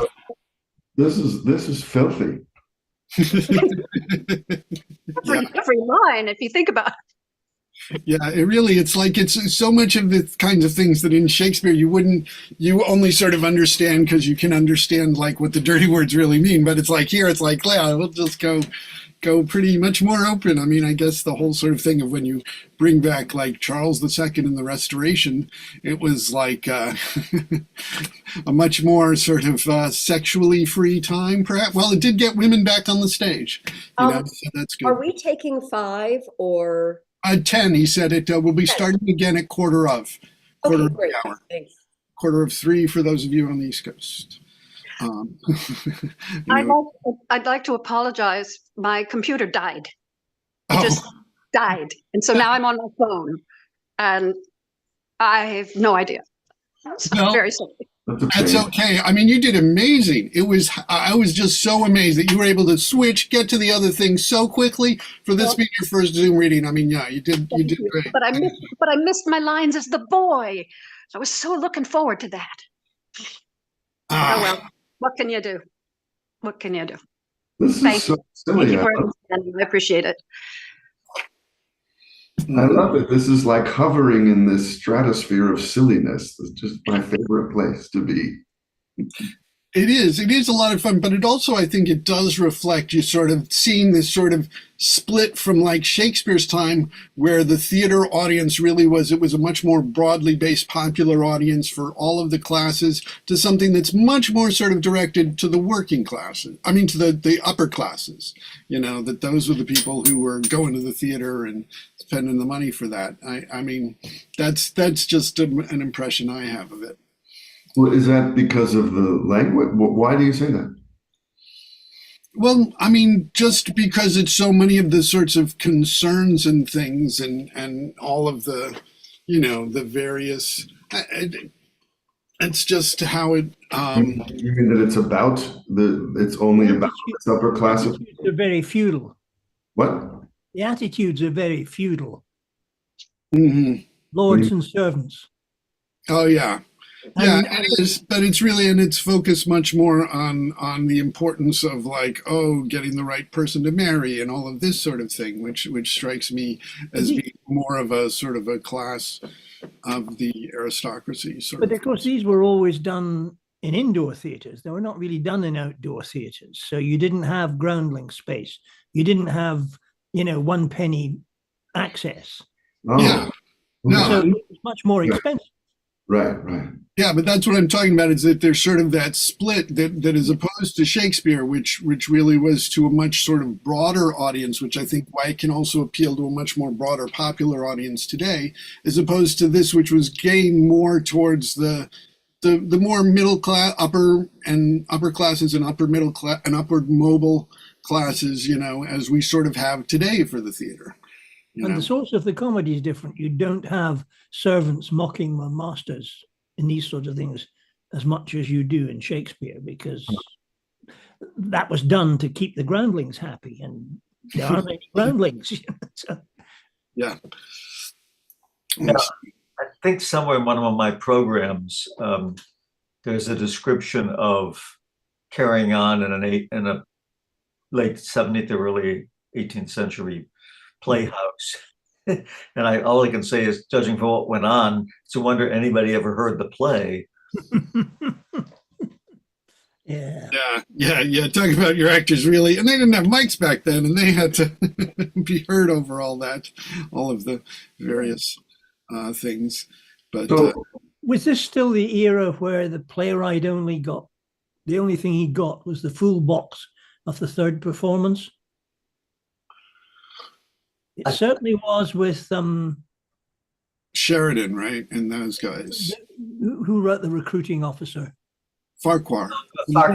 Yeah. It certainly was by then. Yeah, I think I read that also in the program. And unfortunately for The Recruiting Officer, he died after the second performance, so he never got the third performance. Box office. Ouch. Yeah. Yikes. Yeah. God does have a sense of humor. Well, hopefully his widow got the money, right? Or, maybe. I don't know. I know what it says in the contract. So this was only relatively few years after the Shakespeare plays, right? Well, about 80 years, I think. I mean, it's almost the end of the 17th century. And we really know there was no more groundlings in the theaters at that point? There weren't any, they didn't use outdoor theaters, did they? So that only the outdoor theaters had the cheap seats? Well, it's the only place where you had a big area where groundlings could chuck in a penny and get and stand. Yeah. I mean, they did have like sort of the cheaper, it's weird. It sort of went from in the groundlings to then they'd be sort of way up in the upper tiers would be the cheaper seats. But still, it really, I think, was a time where you see sort of the transition between Shakespeare and this was where people talked about going to see a play rather than hear a play, because that's in. At do we know that the seats up in the sky were like out of the reach of most of the working people? Yeah, but the gallery way in the back of the Restoration theaters was for the cheapest seats. Yeah. No, but were they cheap enough that Joe Schmo and his wife could go, or it really was still beyond most of the people means?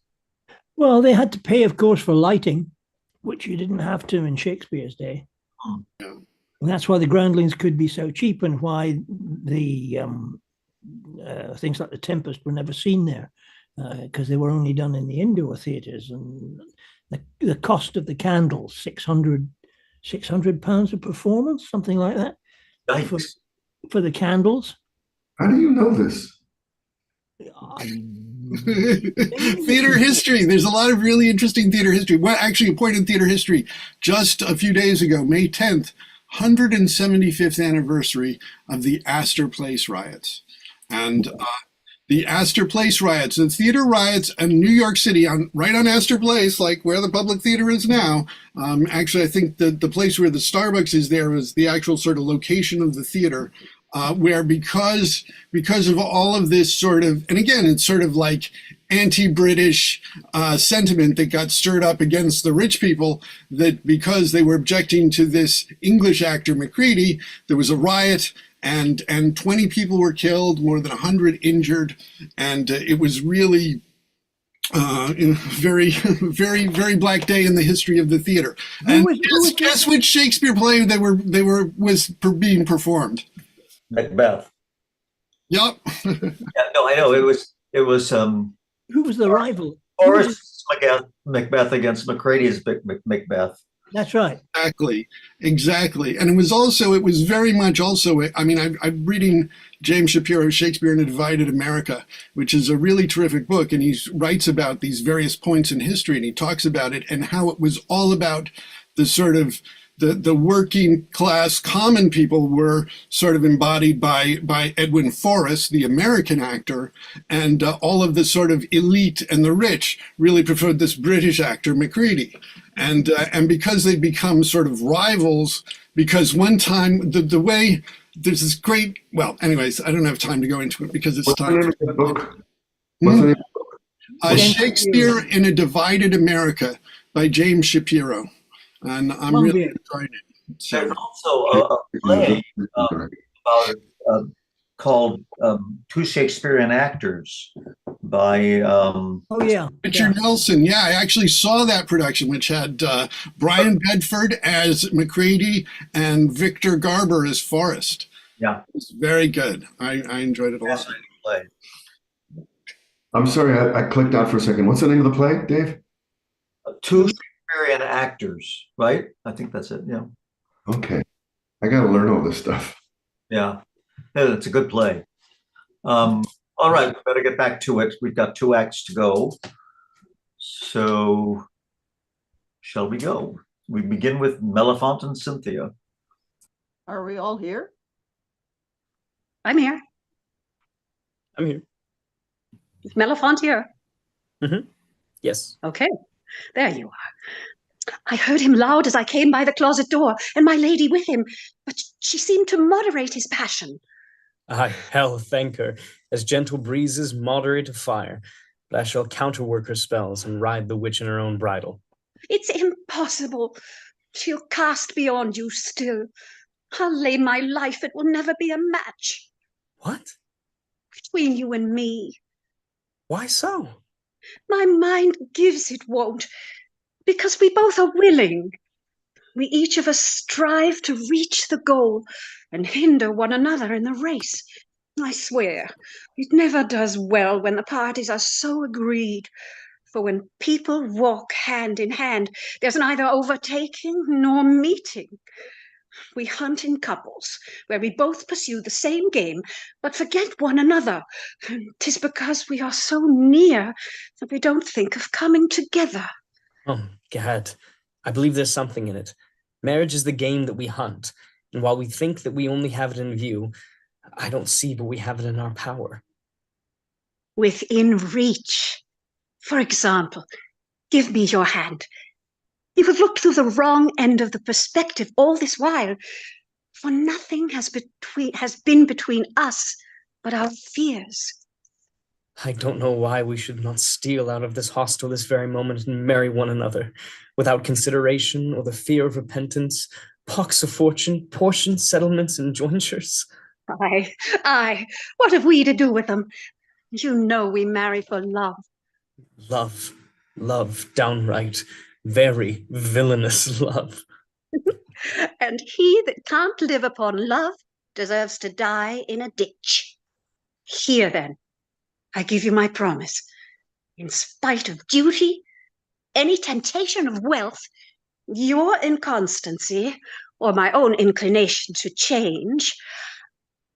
Run most wilfully and unreasonably away with me this moment and be married.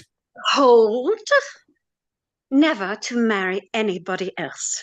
That's but a kind of negative consent. Why, you won't balk in the frolic. If you had not been so assured of your own conduct, I would not. But 'tis but reasonable that since I consent to like a man without the vile consideration of money, he should give me a very evident demonstration of his wit. Therefore, let me see you undermine my Lady Touchwood, as you boasted, and force her to give her consent, and then... I'll do it. And I'll do it. This very next ensuing hour of 8 o'clock is the last minute of her reign, unless the devil assist her in her propria persona. Well, if the devil should assist her, and your plot miscarry... Aye, what am I to trust then? Why, if you give me very clear demonstration that it was the devil, I'll allow for irresistible odds. But if I find it only to be chance, or destiny, or unlucky stars, or anything but the very devil, I'm inexorable. Only I'll still keep my word and live a maid for your sake. And you won't die one, for your own. So there's still hope. Yes, my mother-in-law and your friend Careless. I would not have them see us together yet. I swear, Mr. Careless, you are very alluring and say so many fine things, and nothing is so moving to me as a fine thing. Well, I must do you this justice and declare in the face of the world, never anybody gained so far upon me as yourself. With blushes I must own it, you have shaken, as I may say, the very foundation of my honor. Well, sure, if I escape your importunities, I shall value myself as long as I live, I swear.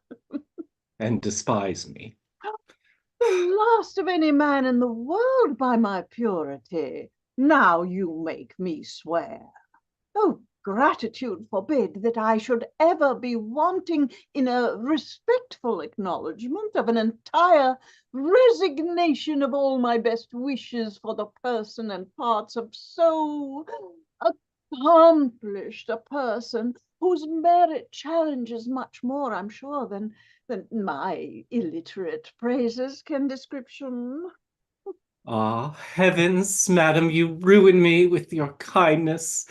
Your charming tongue pursues the victory of your eyes, while at your feet your poor adorer dies. Ah, very fine. Ah, why are you so fair, so bewitching fair? Oh, let me grow to the ground here and feast upon that hand. Oh, let me press it to my heart, my trembling heart. The nimble movement shall instruct your pulse and teach it to alarm desire. Zoons, I'm almost at the end of my cant if she does not yield quickly. Oh, that's so passionate and fine, I cannot hear. I am not safe if I stay, and must leave you. And must you leave me? Rather let me languish out a wretched life and breathe my soul beneath your feet. I must say the same thing over and over, but I can't help it. Oh, I swear I'm ready to languish too. Oh, my honor, whither is it going? I protest you have given me the palpitation of the heart. How can you be so cruel? Oh, rise, I beseech you, say no more till you rise. Why did you kneel so long? I swear I was so transported I did not see it. Well, to show you how far you have gained upon me, I assure you, if Sir Paul should die, of all mankind, there's none I'd sooner make my second choice. Oh, heaven, I can't outlive this night without your favor. I feel my spirits faint, a general dampness o'erspreads my face, a cold a deadly dew already vents through all my pores, and will tomorrow wash me forever from your sight and drown me in my tomb. Oh, you have conquered, sweet, melting, moving sir. You have conquered what heart of marble can refrain to weep and yield to such sad sayings. I thank heaven they are the saddest that I ever said. Oh, I shall never contain laughter. I yield myself all up to your uncontrollable embraces. Say thou, dear dying man, when, where, and how? Mr. Paul. Oh, slight yonder, Sir Paul, but if it were not come, I'm so transported I cannot speak. This note will inform you. Oh. Thou art my tender lambkin, and shall do what thou wilt, but endeavour to forget this Mellifont. I would obey you to my power, sir. But if I have not him, I have sworn never to marry. Never to marry? Heavens forbid! Must I neither have sons nor grandsons? Must the family of the Pliants be utterly extinct for want of issue male? Oh, impiety! But did you swear? Did that sweet creature swear? Huh? How durst you swear without my consent, huh? Gad's bud, who am I? Pray don't be angry, sir. When I swore, I had your consent, and therefore I swore. Why, then the revoking of my consent does annul or make of none effect your oath. So you may unswear again and again. The law will allow it. Aye, but my conscience never will. Gad's bud, no matter for that. Conscience and law never go together. You must not expect that. But Sir Paul, I conceive if she has sworn, do you mark me, if she has once sworn, it is most unchristian, inhuman, and obscene that she should break it.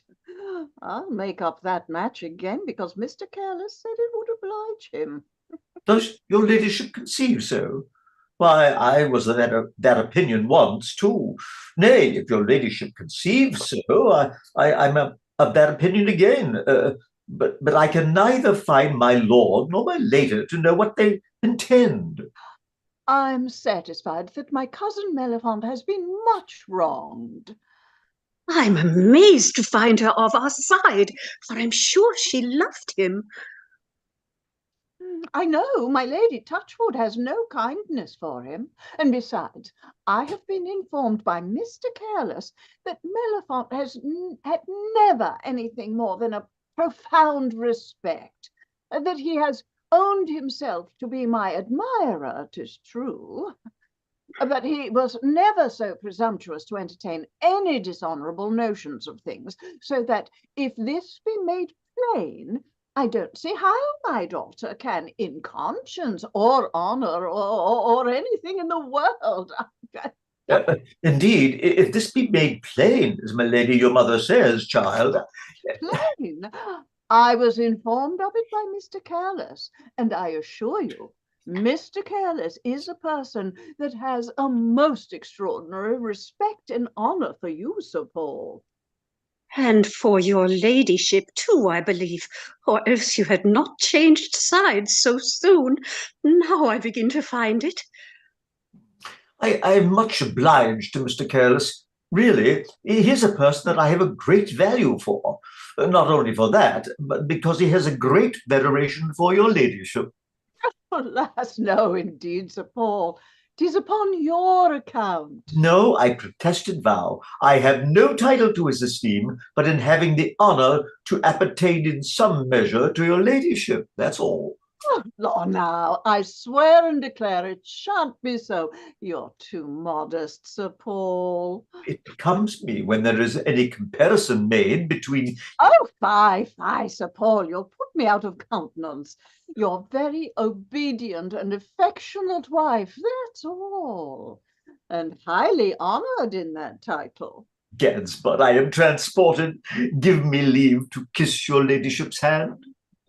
That my poor father should be so very silly. My lip, indeed, Sir Paul. I swear you shall.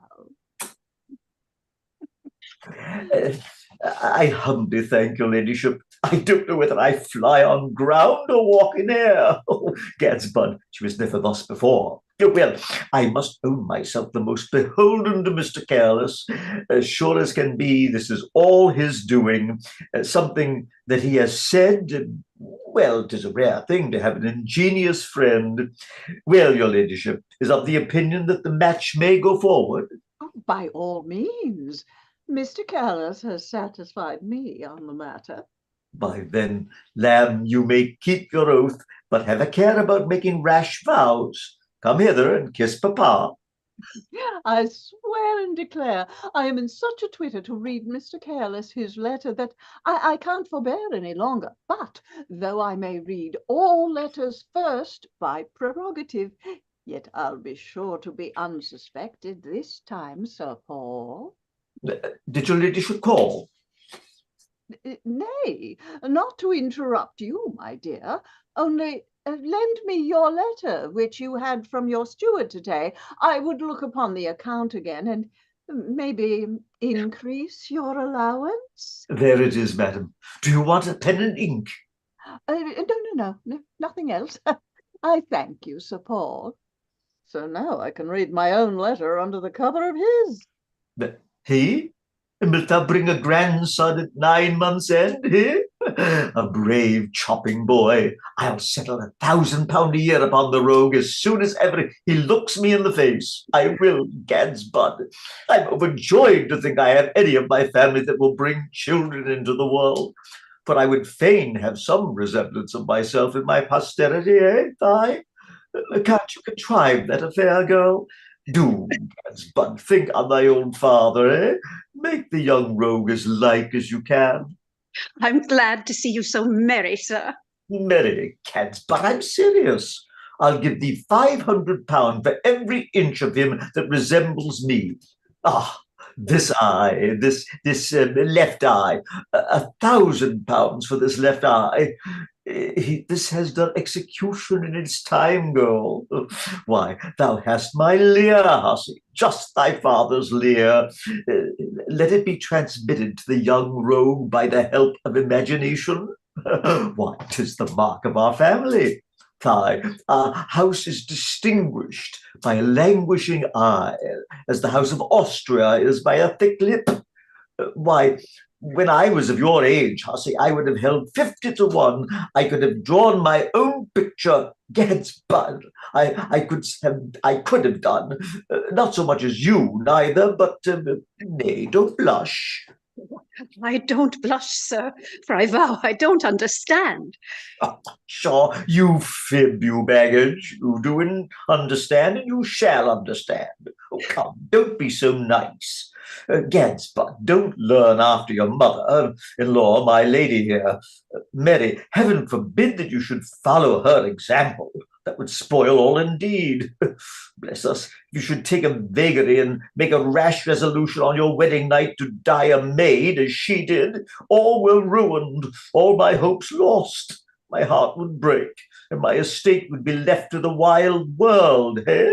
I hope you're a better Christian than to think of living a nun. Answer me. I'm all obedience, sir, to your commands.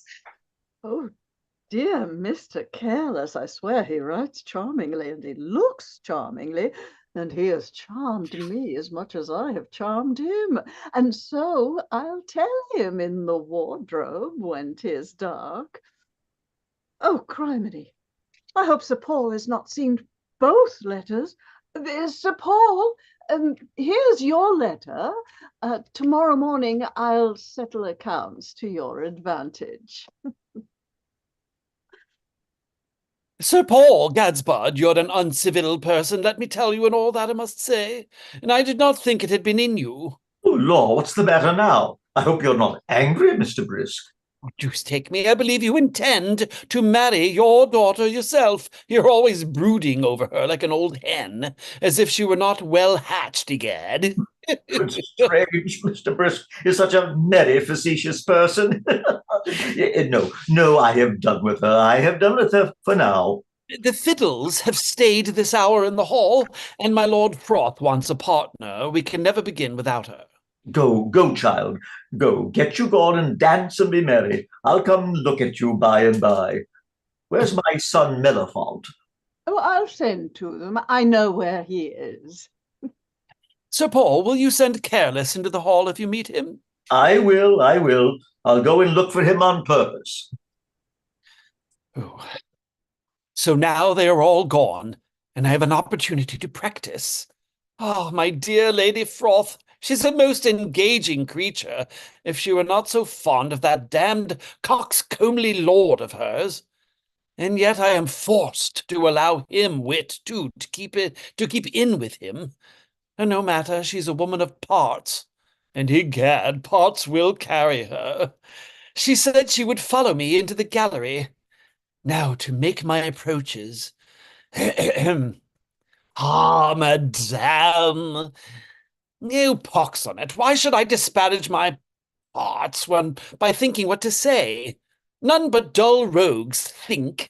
Witty men, like rich fellows, are always ready for all expenses, while your blockheads, your poor needy scoundrels, are forced to examine their stock and forecast the charges of the day. And here she comes. I'll seem not to see her, and try to win her with a new airy invention of my own.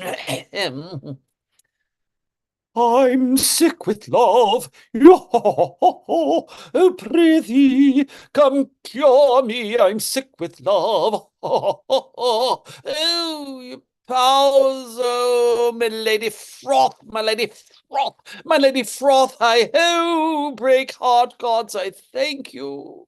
Oh, heavens, Mr. Brisk, what's the matter? Hey, Lady Froth! Oh, your ladyship's most humble servant. The matter, madame? Nothing, madame, nothing at all, egad. I was fallen into the most agreeable amusement in the whole province of contemplation, that's all. I'll seem to conceal my passion, and that will look like respect. Bless me, why did you call out upon me so loud? No, Lord. I, madame? I beseech your ladyship. When? Well, just now, as I came in. Bless me, why don't you know it? Not I, let me perish. But did I? Strange. I confess your ladyship was in my thoughts, and I was in a sort of dream that did, in a manner, represent a very pleasing object to my imagination, but did I, indeed? To see how love and murder will out, but did I really name my Lady Froth? 3 times aloud, as I love letters. But did you talk of love? Oh, Parnassus! Who would have thought Mr. Brisk could have been in love? Oh, heavens! Oh, I thought you could have no mistress but the 9 muses. No more I have, egad, for I adore 'em all in your ladyship. Let me perish. I don't know whether to be splenetic or airy upon it. The deuce take me if I can tell whether I am glad or sorry that your ladyship has made the discovery. Oh, be merry by all means. Prince Volscius in love. Boris, you turned me into ridicule. Yet, the deuce take me, I can't help laughing myself. Yet, my heavens, I have a violent passion for your ladyship. Seriously. Seriously? Oh, seriously. Oh, gad, I have for all I laugh. What do you think I laugh at? Me, egad. No, the deuce take me if I don't laugh at myself. For hang me if I have not a violent passion for Mr. Brisk. Oh, seriously? Seriously? Oh, that's well enough. Let me perish. Oh, miraculous. What a happy discovery. Oh, my dear, charming Lady Froth. Oh, my adored Mr. Brisk. Oh,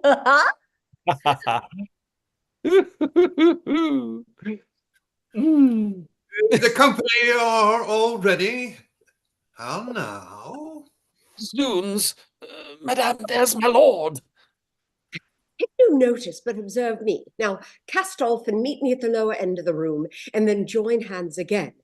I could teach my lord this dance purely, but I vow, Mr. Brisk, I can't tell how to come so near any other man. Oh, here's my lord. Now you shall see me do it with him. Oh, I see there's no harm yet, but I don't like this familiarity. Shall you and I do our close dance to show Mr. Brisk? No, my dear, do it with him. I'll do it with him, my lord, when you are out of the way.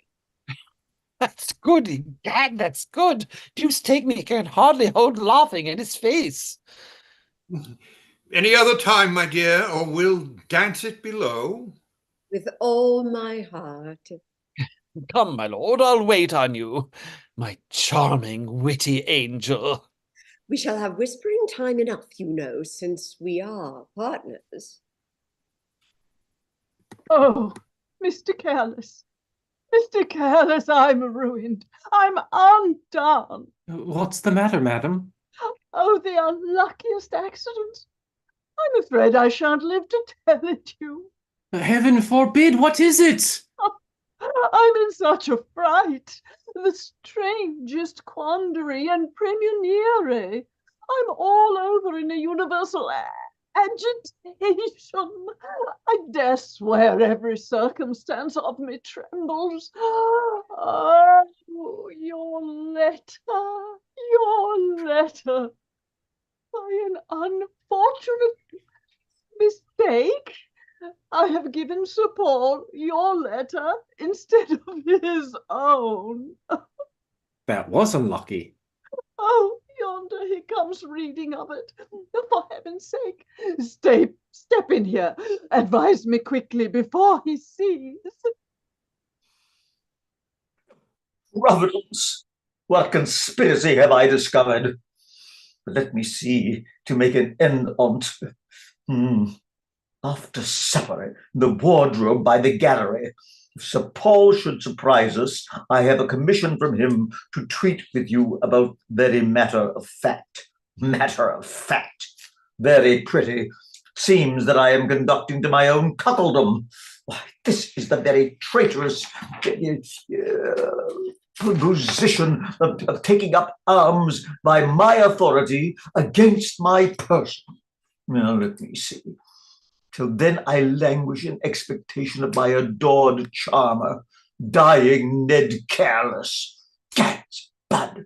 Would that the matter of fact too die and be damned for a Judas Maccabeus and Iscariot both?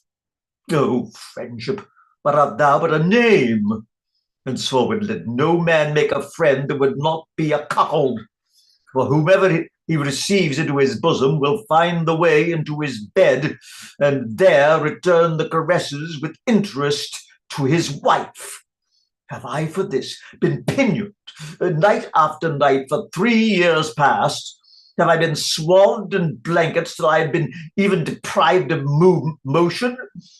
Have I approached the marriage bed with reverence as to a sacred shrine, and denied myself the enjoyment of lawful domestic pleasures to reserve its purity? And must I now find it polluted by a foreign iniquity?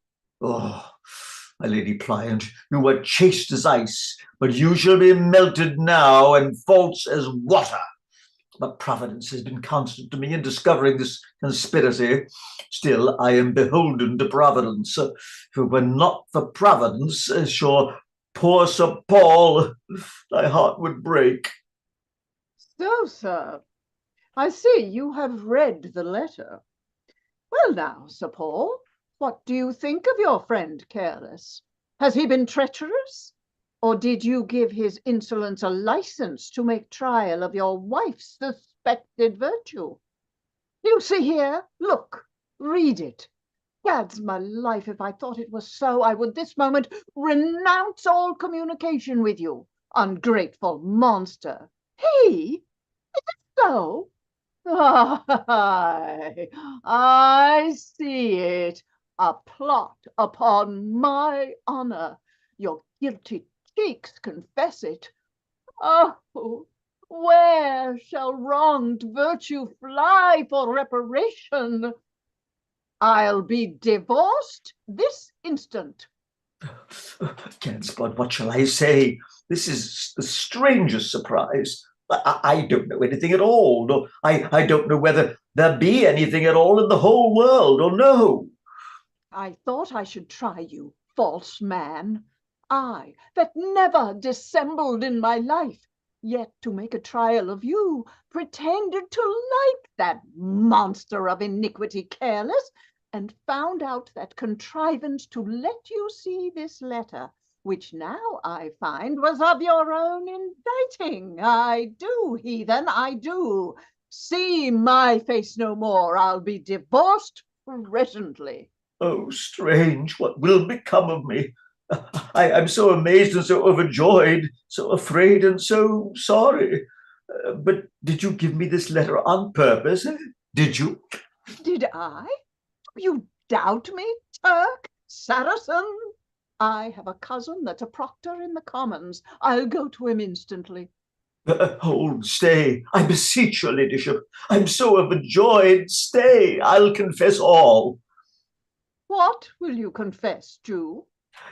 Why now, as I hope to be saved, I had no hand in this letter. Nay, hear me, I beseech your ladyship. The devil take me now if he did not go beyond my commission. If I desired him to do any more than speak a good word only, just for me, Gad's bud, only for poor Sir Paul. I'm an Anabaptist or a Jew, or what you please to call me. Why, is not here matter of fact? Aye, but by your own virtue and constancy, for that matter of fact is all its own doing. I confess I had a great desire to have some honours conferred upon me, which lie all in your ladyship's breast. And he being a well-spoken man, I desired him to intercede for me. Did you so? Presumption. Oh, here he comes. The Tarquin comes. Oh, I cannot bear his sight. Sir Paul, I'm glad I've met with you. Gad, I have said all I could, but can't prevail. That my friendship to you has carried me a little farther in this matter. Indeed, well, sir, I'll dissemble with him a little while. Why, faith, I have in my time known honest gentlemen abused by a pretended coyness in their wives, and I had a mind to try my lady's virtue. And when I could not prevail for you, Gad, I pretended to be in love myself, but all in vain. She would not hear a word upon that subject. Then I writ a letter to her. I don't know what effect that will have, but I'll be sure to tell you when I do, though by this light I believe her virtue is impregnable. Oh, Providence, Providence, what discoveries are made! Why, this is better and more miraculous than the rest. What do you mean? Well, I can't tell you. I'm so overjoyed. Come along with me to my lady. I can't contain myself. Come, my dear friend. So, the difficulty's over. Maskwell, I've been looking for you. 'Tis within 7:15. My lady has just gone into my lord's closet. Now, you'd best steal into her chamber before she comes and lie concealed there. Otherwise, she may lock the door when we are together and you not easily get in to surprise us. You say true. You'd best make haste, for after she has made some apology to the company for her own and my lord's absence all this while, she'll retire to her chamber instantly. I go this moment. Now, fortune, I defy thee. I confess you may be allowed to be secure in your own opinion. The appearance is very fair, but I have an after game to play that shall turn the tables. Ah, and here comes the man I must manage. Yeah, Master, you're the man I wish to meet. I'm happy to be in the way of your lordship's plans. Well, I have always found you prudent and careful in anything that has concerned me or my family. I were a villain else. I'm bound by duty and gratitude and my own inclination to be ever your lordship's servant. Enough. You are my friend, I know it. Yet there has been a thing in your knowledge which has concerned me nearly, that you have concealed from me. My lord? Nay, I excuse your friendship to my unnatural nephew thus far, but I know you have been privy to his impious designs upon my wife. This evening she's told me all. Her good nature concealed it as long as was possible, but he perseveres so in villainy that she has told me even you were weary of dissuading him, though you have once actually hindered him from forcing her. I am sorry, my lord, I can't make you an answer. This is an occasion in which I would willingly be silent. But I know you would excuse him, and I know as well that you can't. Indeed, I was in hopes it had been a youthful heat that might have soon boiled over, but... But say on. I have nothing more to say, my lord, but to express my concern, for I think his frenzy increases daily. How? Give me but proof of it, ocular proof, that I may justify my dealing with him to the world and share my fortunes. Oh, my lord, consider, that is hard. Besides, time may work upon him, and then for me to do it, I have professed an everlasting friendship to him. He is your friend. Then what am I? I am answered. Oh, fear not his displeasure. I will put you out of his and fortune's power, and for that thou art scrupulously honest. I will secure thy fidelity to him, and give my honour never to my own, to own any discovery that you shall make me. Can you give me a demonstrative proof? Speak. I wish I could not.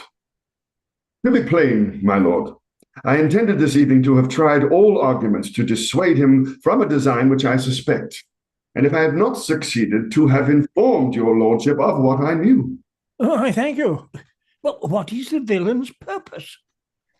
He has owned nothing to me of late, and what I mean now is only a bare suspicion of my own. If your lordship will meet me in quarter of an hour hence there, in that lobby by my lady's bedchamber, I shall be able to tell you more. I will.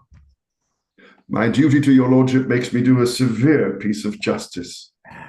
I will be secret and reward your honesty beyond your hopes. Pray heaven my aunt keep touch with her assignation. Oh, that her lord were but sweating behind this hanging, with the expectation of what I shall see. Hist, she comes. Little does she think what a mine is just ready to spring under her feet. But to my post. It's 8 o'clock. Methinks I should have found him here. Who does not prevent the hour of love outstays the time. For to be duly punctual is too slow. I wasn't accusing you of neglect. I confess you do reproach me when I see you here before me, but 'tis fit I should be still behindhand, still to be more and more indebted to your goodness. You can excuse a fault too well not to have been to blame. A ready answer shows you were prepared. Is ever at a loss, and confusion waits upon it, when innocence and bold truth are always ready for expression. Not in love. Words are the weak support of cold indifference. Love has no language to be heard. Excess of joy has made me stupid. Thus may my lips be ever closed.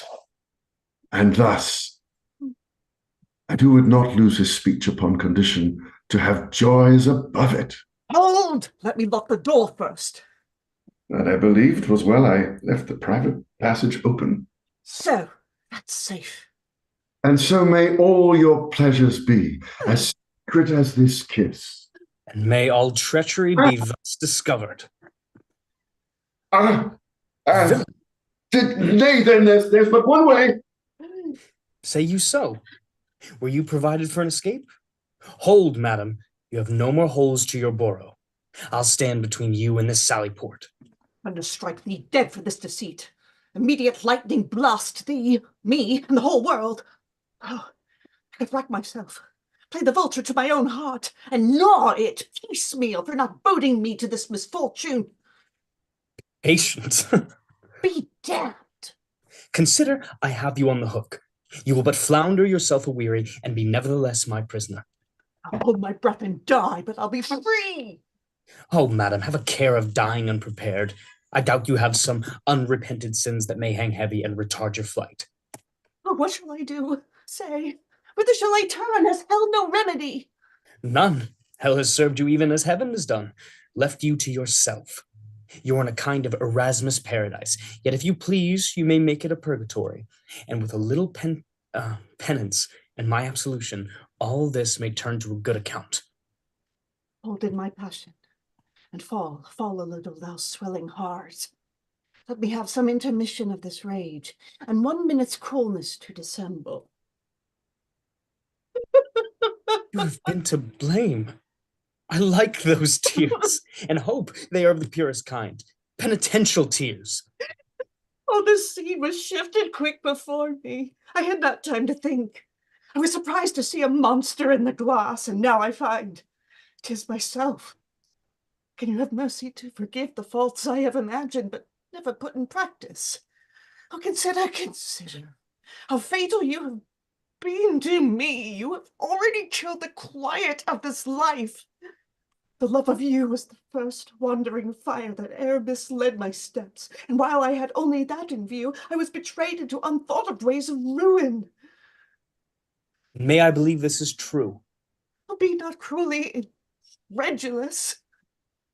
How could you doubt these streaming eyes? Keep the severest eye o'er all my future conduct, and if I once relapse, let me not hope forgiveness. 'Twill ever be in your power to ruin me. My lord shall sign to your desires. I will myself create your happiness, and Cynthia shall be this night your bride. Do but conceal my failings and forgive. On such terms, I will be ever yours in every honest way.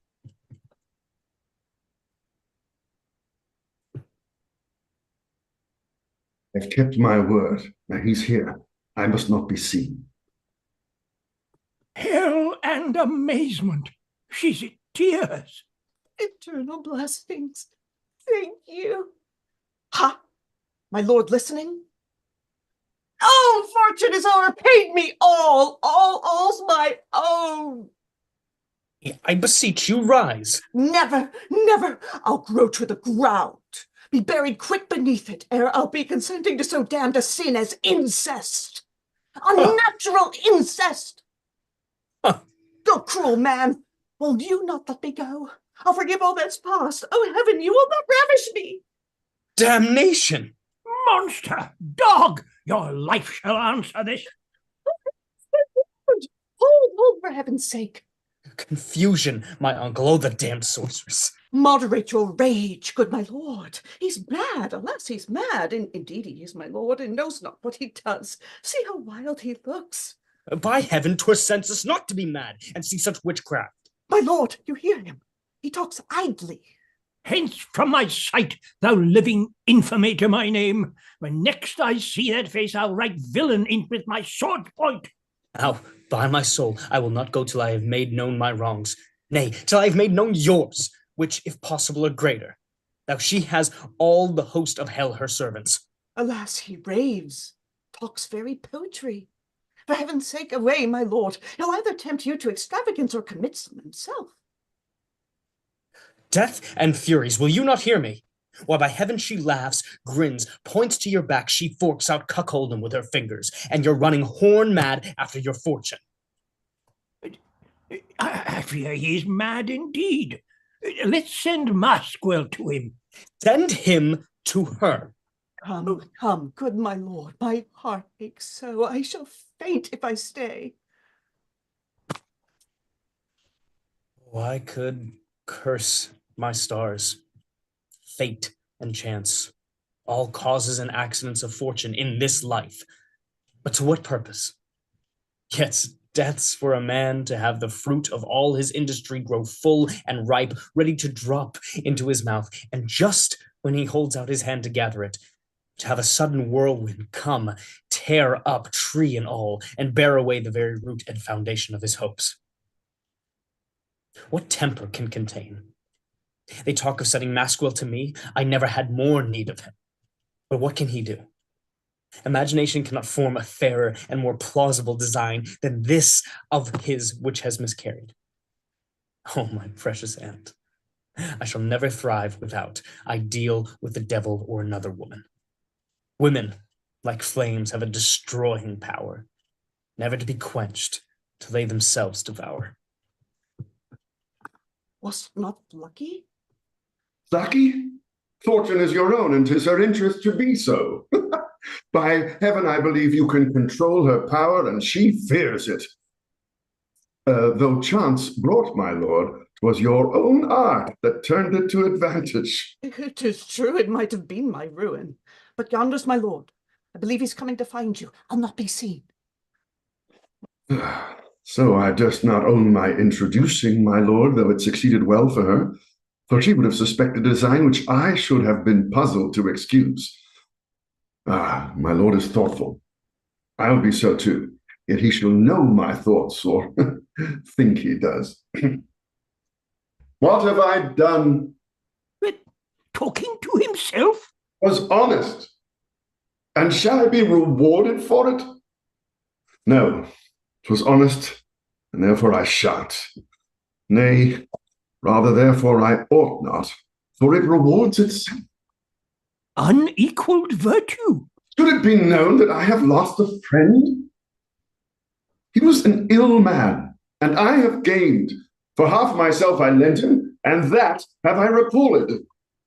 So have I served myself. And what is yet better, I have served a worthy lord to whom I owe myself. Excellent man. Yet I am wretched. Oh, there is a secret burns within this breast which, should it once blaze forth, would ruin all, consume my honest character, and brand me with the name of villain. Ah! Why do I love? Yet heaven and my waking conscience are my witnesses. I never gave one working thought of vent which might discover that I loved her, nor ever must. No, let it prey upon my heart, for I would rather die than barely seem dishonest. Oh, should it once be known I love fair Cynthia, all this that I have done would look like a rival's malice, false friendship to my lord, and base self-interest.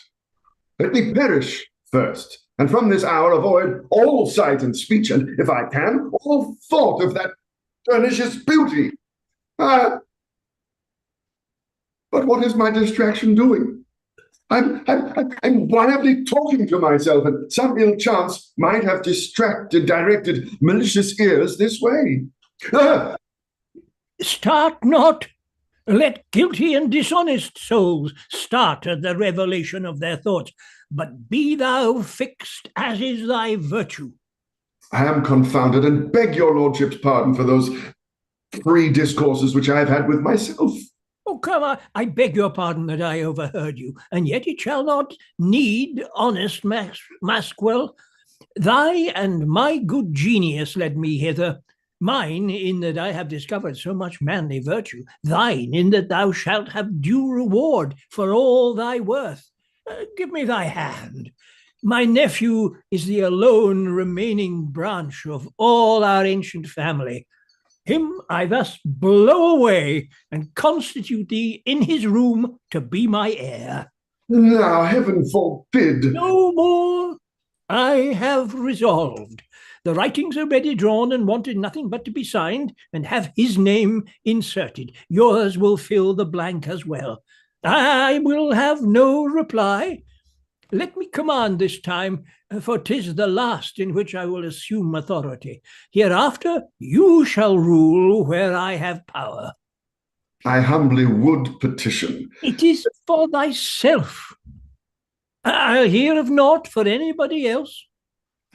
Then witness heaven for me. This wealth and honor was not of my seeking, nor would I build my fortune on another's ruin. But I had but one desire. Thou shalt enjoy it. If all I'm worth in wealth or interest can purchase Cynthia, she is thine. I'm sure Sir Paul's consent will follow fortune. I'll quickly show him which way that is going. You oppress me with bounty. Gratitude is weak and shrinks beneath the weight, and cannot rise to thank you. What? Enjoy my love? Forgive the transports of a blessing so unexpected, so unhoped for, so unthought of. I will confirm it and rejoice with thee. This is preposterous indeed. Let him find me out a villain, settled in possession of a fair estate and full fruition of my love. I'll bear the railings of a losing gamester. But could he find me out before? It is dangerous to delay. Let me think. Could my lord proceed to treat openly of my marriage with Cynthia, all must be discovered, and Melford can be no longer blinded. No, it must not be. Nay, should my lady know it, aye, then 'twere fine work indeed. Her fury would spare nothing, though she involved herself in ruin. No, it must be by stratagem. I must deceive Melephant once more, and get my lord to consent to my private management. Ah, he comes opportunely. Now will I, in my old way, discover the whole and real truth of the matter to him, that he may not suspect one word on't. No mask like open truth to cover lies. As to go naked is the best disguise. Oh, Maskwell, what hopes? I'm confounded in a maze of thoughts, each leading into one another, and all ending in perplexity. My uncle will not see nor hear me. No matter, sir, don't trouble your head. All's in my power. How? For heaven's sake. Little do you think your aunt has kept her word. How the devil she wrought my lord into this dotage, I know not, but he's gone to Sir Paul about my marriage with Cynthia and has appointed me his heir. The devil he has. What's to be done? I have it. It must be by stratagem, for it is in vain to make application to him. I think I have that in my head that cannot fail. Where's Cynthia? In the garden. Well, let us go and consult her. My life for Lord, I cheat my lord. Maskwell your heir, and marry Cynthia. I cannot do too much for so much merit. But this is a thing of too great moment to be so suddenly resolved. Why Cynthia? Why must he be married? Is there not reward enough in raising his low fortune, but he must mix his blood with mine and wed my niece? How know you that my brother will consent? Or she, nay, he himself perhaps, may have affections elsewhere? No, I am convinced he loves her. Maskwell love Cynthia? Impossible. And I tell you, he confessed it to me. Confusion. How's this? His humility long stifled his passion, and his love of Melephant would have made him still conceal it. But by encouragement, I wrung the secret from him, and know he's no way to be rewarded but in her. I'll defer my further proceedings in it till you have considered it. But remember how we are both indebted to him. Both indebted to him? Yes, we are both indebted to him, if you knew all. Villain! I am wild with the surprise of treachery. It is impossible. It cannot be. He loves Cynthia. Whatever have I been bored to his designs? His property only? A baiting place?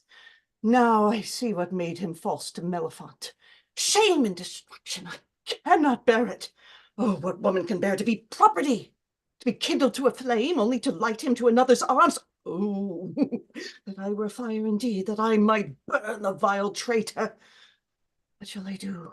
How shall I think? I cannot think. All my designs are lost, my love unsated, my revenge unfinished, and fresh cause of fury from unthought of plagues. Madam, my sister, my lady sister, did you see my lady, my wife? Oh, torture. Gad's bud, I can't find her high or no low. Where can she be, think you? Where she's serving you, as all your sex ought to be served, making you a beast. Don't you know you're a fool, brother?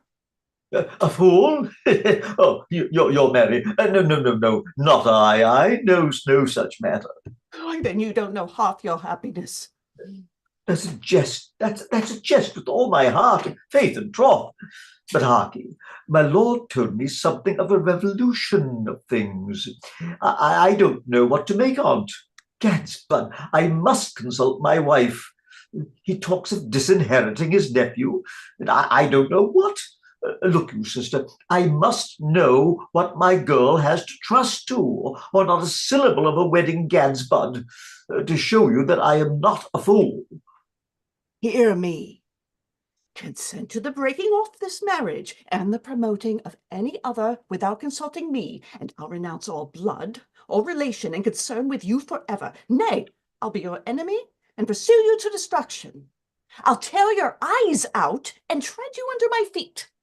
Why, what's the matter now? Good Lord, what's all this for? Oh, here's a joke indeed. Why, where's my wife? With Careless, in the close arbor. He may want you by this time as much as you want her. Oh, if she be with Mr. Careless, 'tis well enough. Fool! Sot! Insensible ox! But remember what I said to you, or you had better eat your own horns by this light you had. You're a passionate woman, Gad's bud. But to say the truth, all our family are choleric. I am the only peaceable person amongst them. I know no other way, but this he has proposed, if you have love enough to run the venture. I don't know whether I have love enough, but I find I have obstinacy enough to pursue whatever I have once resolved, and a true female courage to oppose anything that resists my will, though 'twere reason itself. That's right. Well, I'll secure the writings and run the hazard along with you. But how can the coach and 6 horses be got ready without suspicion? Leave that to my care. That shall be so far from being suspected that it shall be got ready by my lord's own order. How? Well, I intend to tell my lord of the whole matter of our contrivance. That's my way. I don't understand you. Why, I'll tell my lord I laid this plot with you on purpose to betray you, and that which put me upon it was the finding it impossible to gain the lady any other way, but in hopes of her marrying you. So? Why so? While you're busied in making yourself ready, I'll wheedle her into the coach, and instead of you, borrow my lord's chaplain, and so run away with her myself. Oh, I conceive you. You'll tell him so. Tell him so? What? You don't think I mean to do so? No. I dare swear that will not. Therefore, our father's security, I would have you disguised like a parson, that if my lord should have curiosity to peep, he may not discover you in the coach, but think the cheat is carried on as he would have it. Excellent, Maskwell. Thou wert certainly meant for a statesman or a Jesuit, but thou art too honest for one, and too pious for the other. Well, get yourselves ready. Meet me in a half an hour yonder in my lady's dressing room. I'll go by the back stairs, and so we may slip down without being observed. And I'll send the chaplain to you with his robes. I have made him my own and order him to meet us tomorrow morning at St. Albans. And there we will sum up this account to all our satisfactions. Should I begin to thank or praise thee? I should waste the little time we have. Madam, will you be ready? I will be punctual to the minute. Stay. I have a doubt. Upon upon second thoughts, we had better meet in the chaplain's chamber here. The corner chamber at this end of the gallery, there's a stairs, there's a back way into it, so that you need not come through this door on a pair of private stairs leading down to the stables. It will be more convenient. I'm guided by you, but Mellifont will mistake. No, no, no. I'll after him immediately and tell him. I will not fail. Why? Qui volt decipe decipiatur. 'Tis no fault of mine. I have told them in plain terms how easy it is for me to cheat them, and if they will not hear the serpent's hiss, they must be stung into experience and future caution. Now, to prepare my lord's consent to this. First, I must instruct my little Levite there is no plot, public or private, that can expect to prosper without one of them has a finger in it. He promised me to be within at this hour. Mr. Saygrace? Mr. Saygrace? Sweet sir, I will but pen the last line of an acrostic and be with you in the twinkling of an ejaculation, in the pronouncing of an amen, or before you can... Good, Mr. Saygrace, do not prolong the time by describing to me the shortness of your stay. Rather, if you please, defer the finishing of your wit and let us talk about our business. It shall be tithes in your way. You shall prevail. I would break off in the middle of a sermon to do you a pleasure. You could not do me greater, except the business at hand.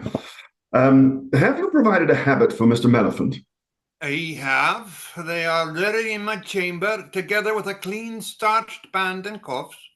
Good. Let them be carried to him. Have you stitched the gown sleeve, that he may be puzzled and waste time putting it on?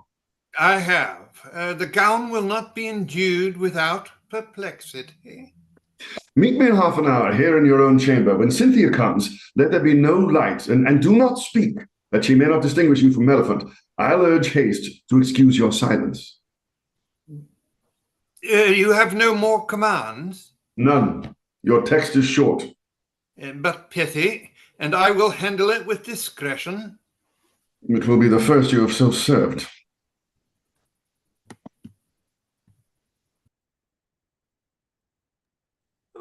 Sure, I was born to be controlled by those I should command.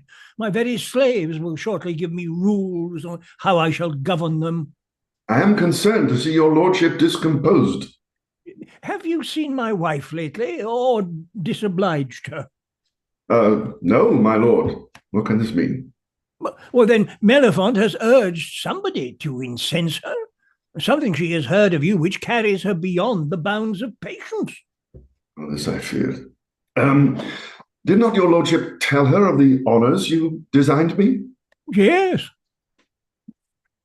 Is that? You know my lady has a high spirit. She thinks I am unworthy.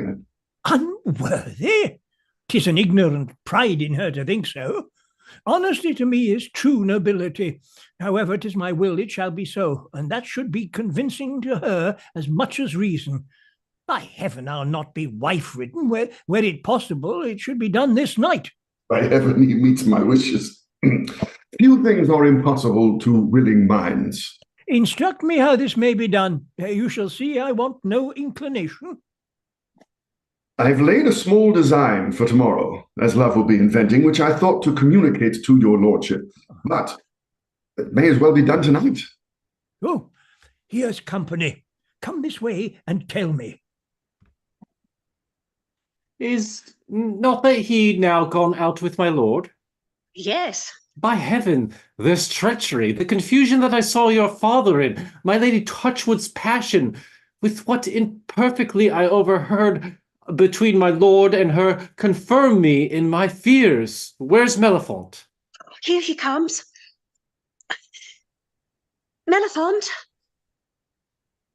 Mellifont, did Masquel tell you anything of the chaplain's chamber?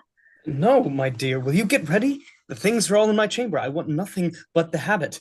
You are betrayed, and Masquel is the villain I always thought him. When you were gone, he said his mind was changed and bid me meet him in the chaplain's room, pretending immediately to follow and give you notice. There's Saygrace tripping by with a bundle under his arm. He cannot be ignorant that Masquel means to use his chamber. Let's follow and examine him. This loss of time, I cannot think him false. He has a quick invention. If this were suddenly designed, yet he says he had prepared my chaplain already. Was this? Now I fear indeed. Cynthia here? Alone, fair cousin, and melancholy? Your lordship was thoughtful. My thoughts were on a serious business, not worth your hearing. Mine were on treachery concerning you, and may be worth your hearing. Treachery concerning me? Oh, pray be plain. Oh, hark! What noise? No, monster, traitor, no! My lady and Masquerel, this may be lucky. My lord, let me entreat you to stand behind this screen and listen. Perhaps this chance may give you proof of what you ne'er could have believed from my suspicions.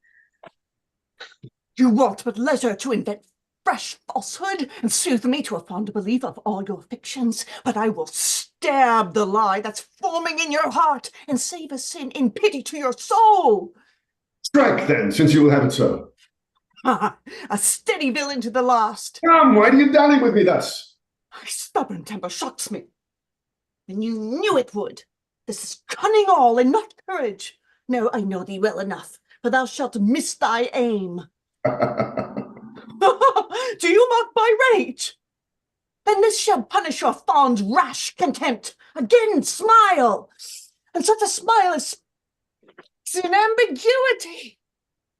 10,000 meanings lurk at each corner of that various face. Oh, that they were written in thy heart, that I, with this, might lay thee open to my sight. But then 'twill be too late to know. Thou hast found the only way to turn my rage. Too well thou knowest my jealous soul could never bear uncertainty. Speak then and tell me, yet you are silent. Oh, I am bewildered in all my passions, but thus my anger melts. Here, take this poniard, for my very spirit's fate, and I want strength to hold it. Thou hast disarmed my soul. Amazement shakes me. Where will this end? So 'tis well. Let your wild fury have a vent, and when you have temper, tell me. No, I am calm and can hear you. Thanks, my invention. And now I have it for you. First, tell me what urged you to this violence, for your passion broke in such imperfect terms that yet I am to learn the cause. My lord himself surprised me with the news you were to marry Cynthia. You had owned your love to him, and his indulgence would assist you to attain your ends. How, my lord? Oh, pray forbear all resentments for a while, and let us hear the rest. I grant you in appearance all is true. I seemed consenting to my lord, nay, transported with a blessing. But would you think that I, who had been happy in your loved embraces, could e'er be fond of an inferior slavery? Oh, poison to my ears. What do I hear? Nay, good my lord, forbear resentment. Let us hear it out. Yes, I will contain, though I could burst. I, that had wandered in the rich circle of your world of love, be confined within the puny province of a girl? No. Yet though I dote on each last favor more than all the rest, though I would give a limb for every look you cheaply throw away on any other object of your love, yet so far I prize your pleasures o'er my own, that all this seeming plot that I have laid has been to gratify your taste and cheat the world, to prove a faithful rogue to you.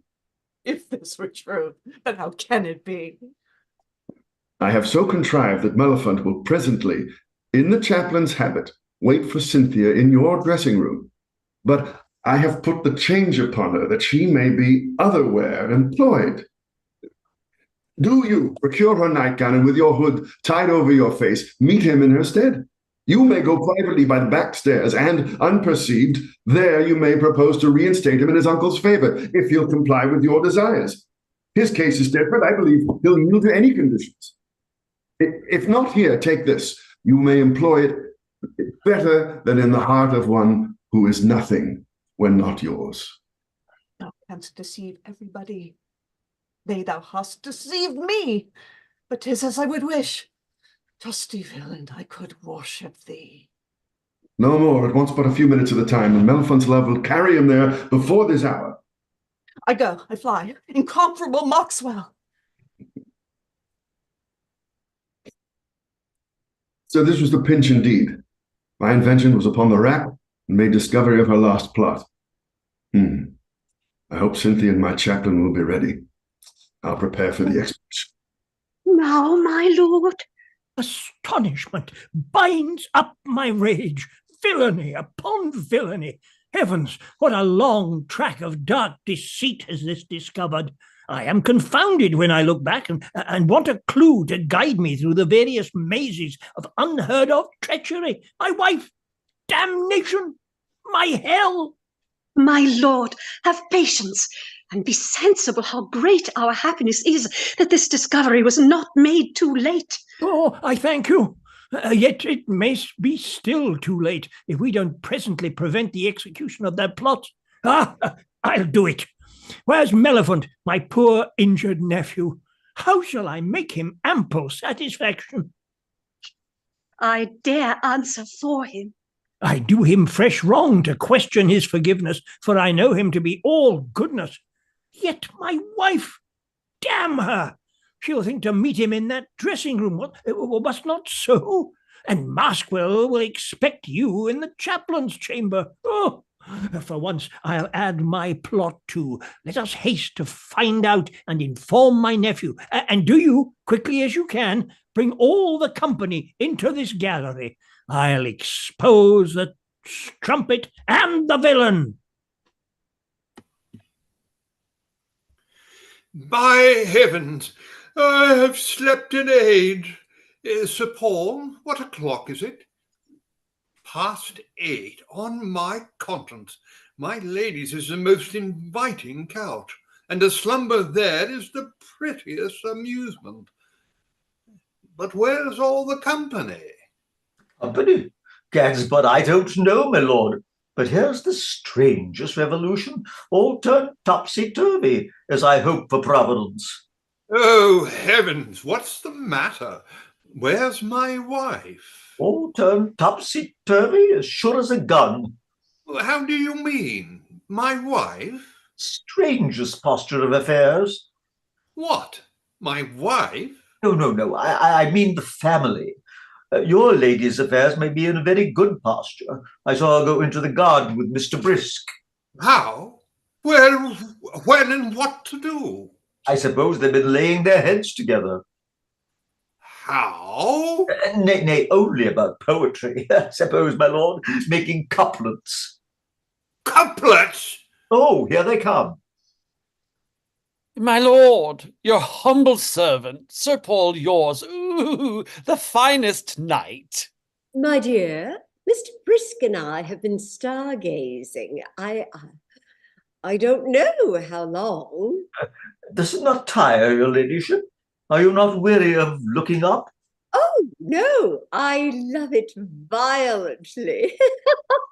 Oh, my dear, you're melancholy. Oh, no, my dear, I'm but just awake. Snuff some of my spirit of hartshorn. I've some of my own, thank you, dear. Well, I swear, Mr. Brisk, you understood astronomy like an old Egyptian. Oh, not comparably to your ladyship. You are the very Cynthia of the skies and queen of the stars. Oh, that's because I have no light but what's reflection from you, who are the sun. Madame, you have eclipsed me quite. Let me perish. I can't answer that. Oh, no matter. Harky, shall you and I make an almanac together? With all my soul. Your ladyship has made me the man in it already. I'm so full of the wounds which you have given. Oh, finely taken. I swear now you are even with me. Oh, Parnassus, you have an infinite deal of wit. So he has, Gadsbud, and so has your ladyship. You tell me the most surprising things. Trust me, who would ever trust a man? Oh, my heart aches for fear they should be all deceitful alike. You need not fear, madam. You have charms to fix inconstancy itself. Oh dear, you make me blush. Come, my dear, shall we take leave of my lord and lady? They'll wait upon your lordship. ladyship presently. Mr. Brisk, my coach shall set you down.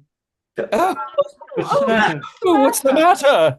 Oh, I'm betrayed! Save me! Help me! Now, what evasion, strumpet! You stand off! Let me go! Go, and thy own infamy pursue thee. You stare as you were all amazed. I don't wonder at it, but too soon you'll know mine, and that woman's shame. Nay, by heaven you shall be seen. Careless your hand. Do you hold down your head? Yes, I am your chaplain. Look in the face of your injured friends, thou wonder of all falsehood. Are you silent, monster? How I believed and loved this man. Take him hence, for he's a disease to my sight. Secure that manifold villain. A miracle of ingratitude.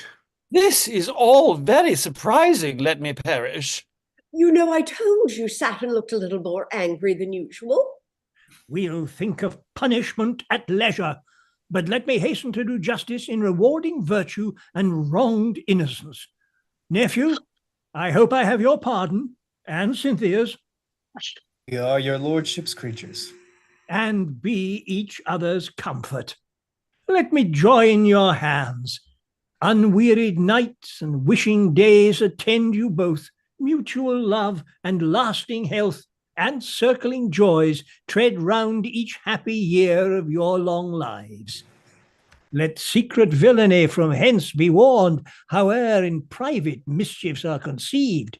Torture and shame attend their open birth. Like vipers in the womb, base treachery lies, still knowing that whence first it did arise. No sooner born than the vile parent dies. And curtain. Paul, are you there to turn off the recording before we say anything? I don't think he is. Oh dear. Well, everybody watch your language. Yeah. And I'm going mute. Well, bravo, everybody. This is not a play to read at sight. Very funny. This is delicious. Thank you, David. Really fun. Yeah, Thank you, thank you. David. Very was fun. funny It's lovely. play. Yeah, it was fun. Yeah, bravo, bravo. Great job, everyone. Thank you. Thank you all so much. Recording, Paul. So Oh, yeah, you want me to? Yes, we will end the live stream and thank you all. I mean, this is part of the thing that we do with Instant Shakespeare. Any play that anybody wants to put together and get a cast and do that's in the public domain or that we have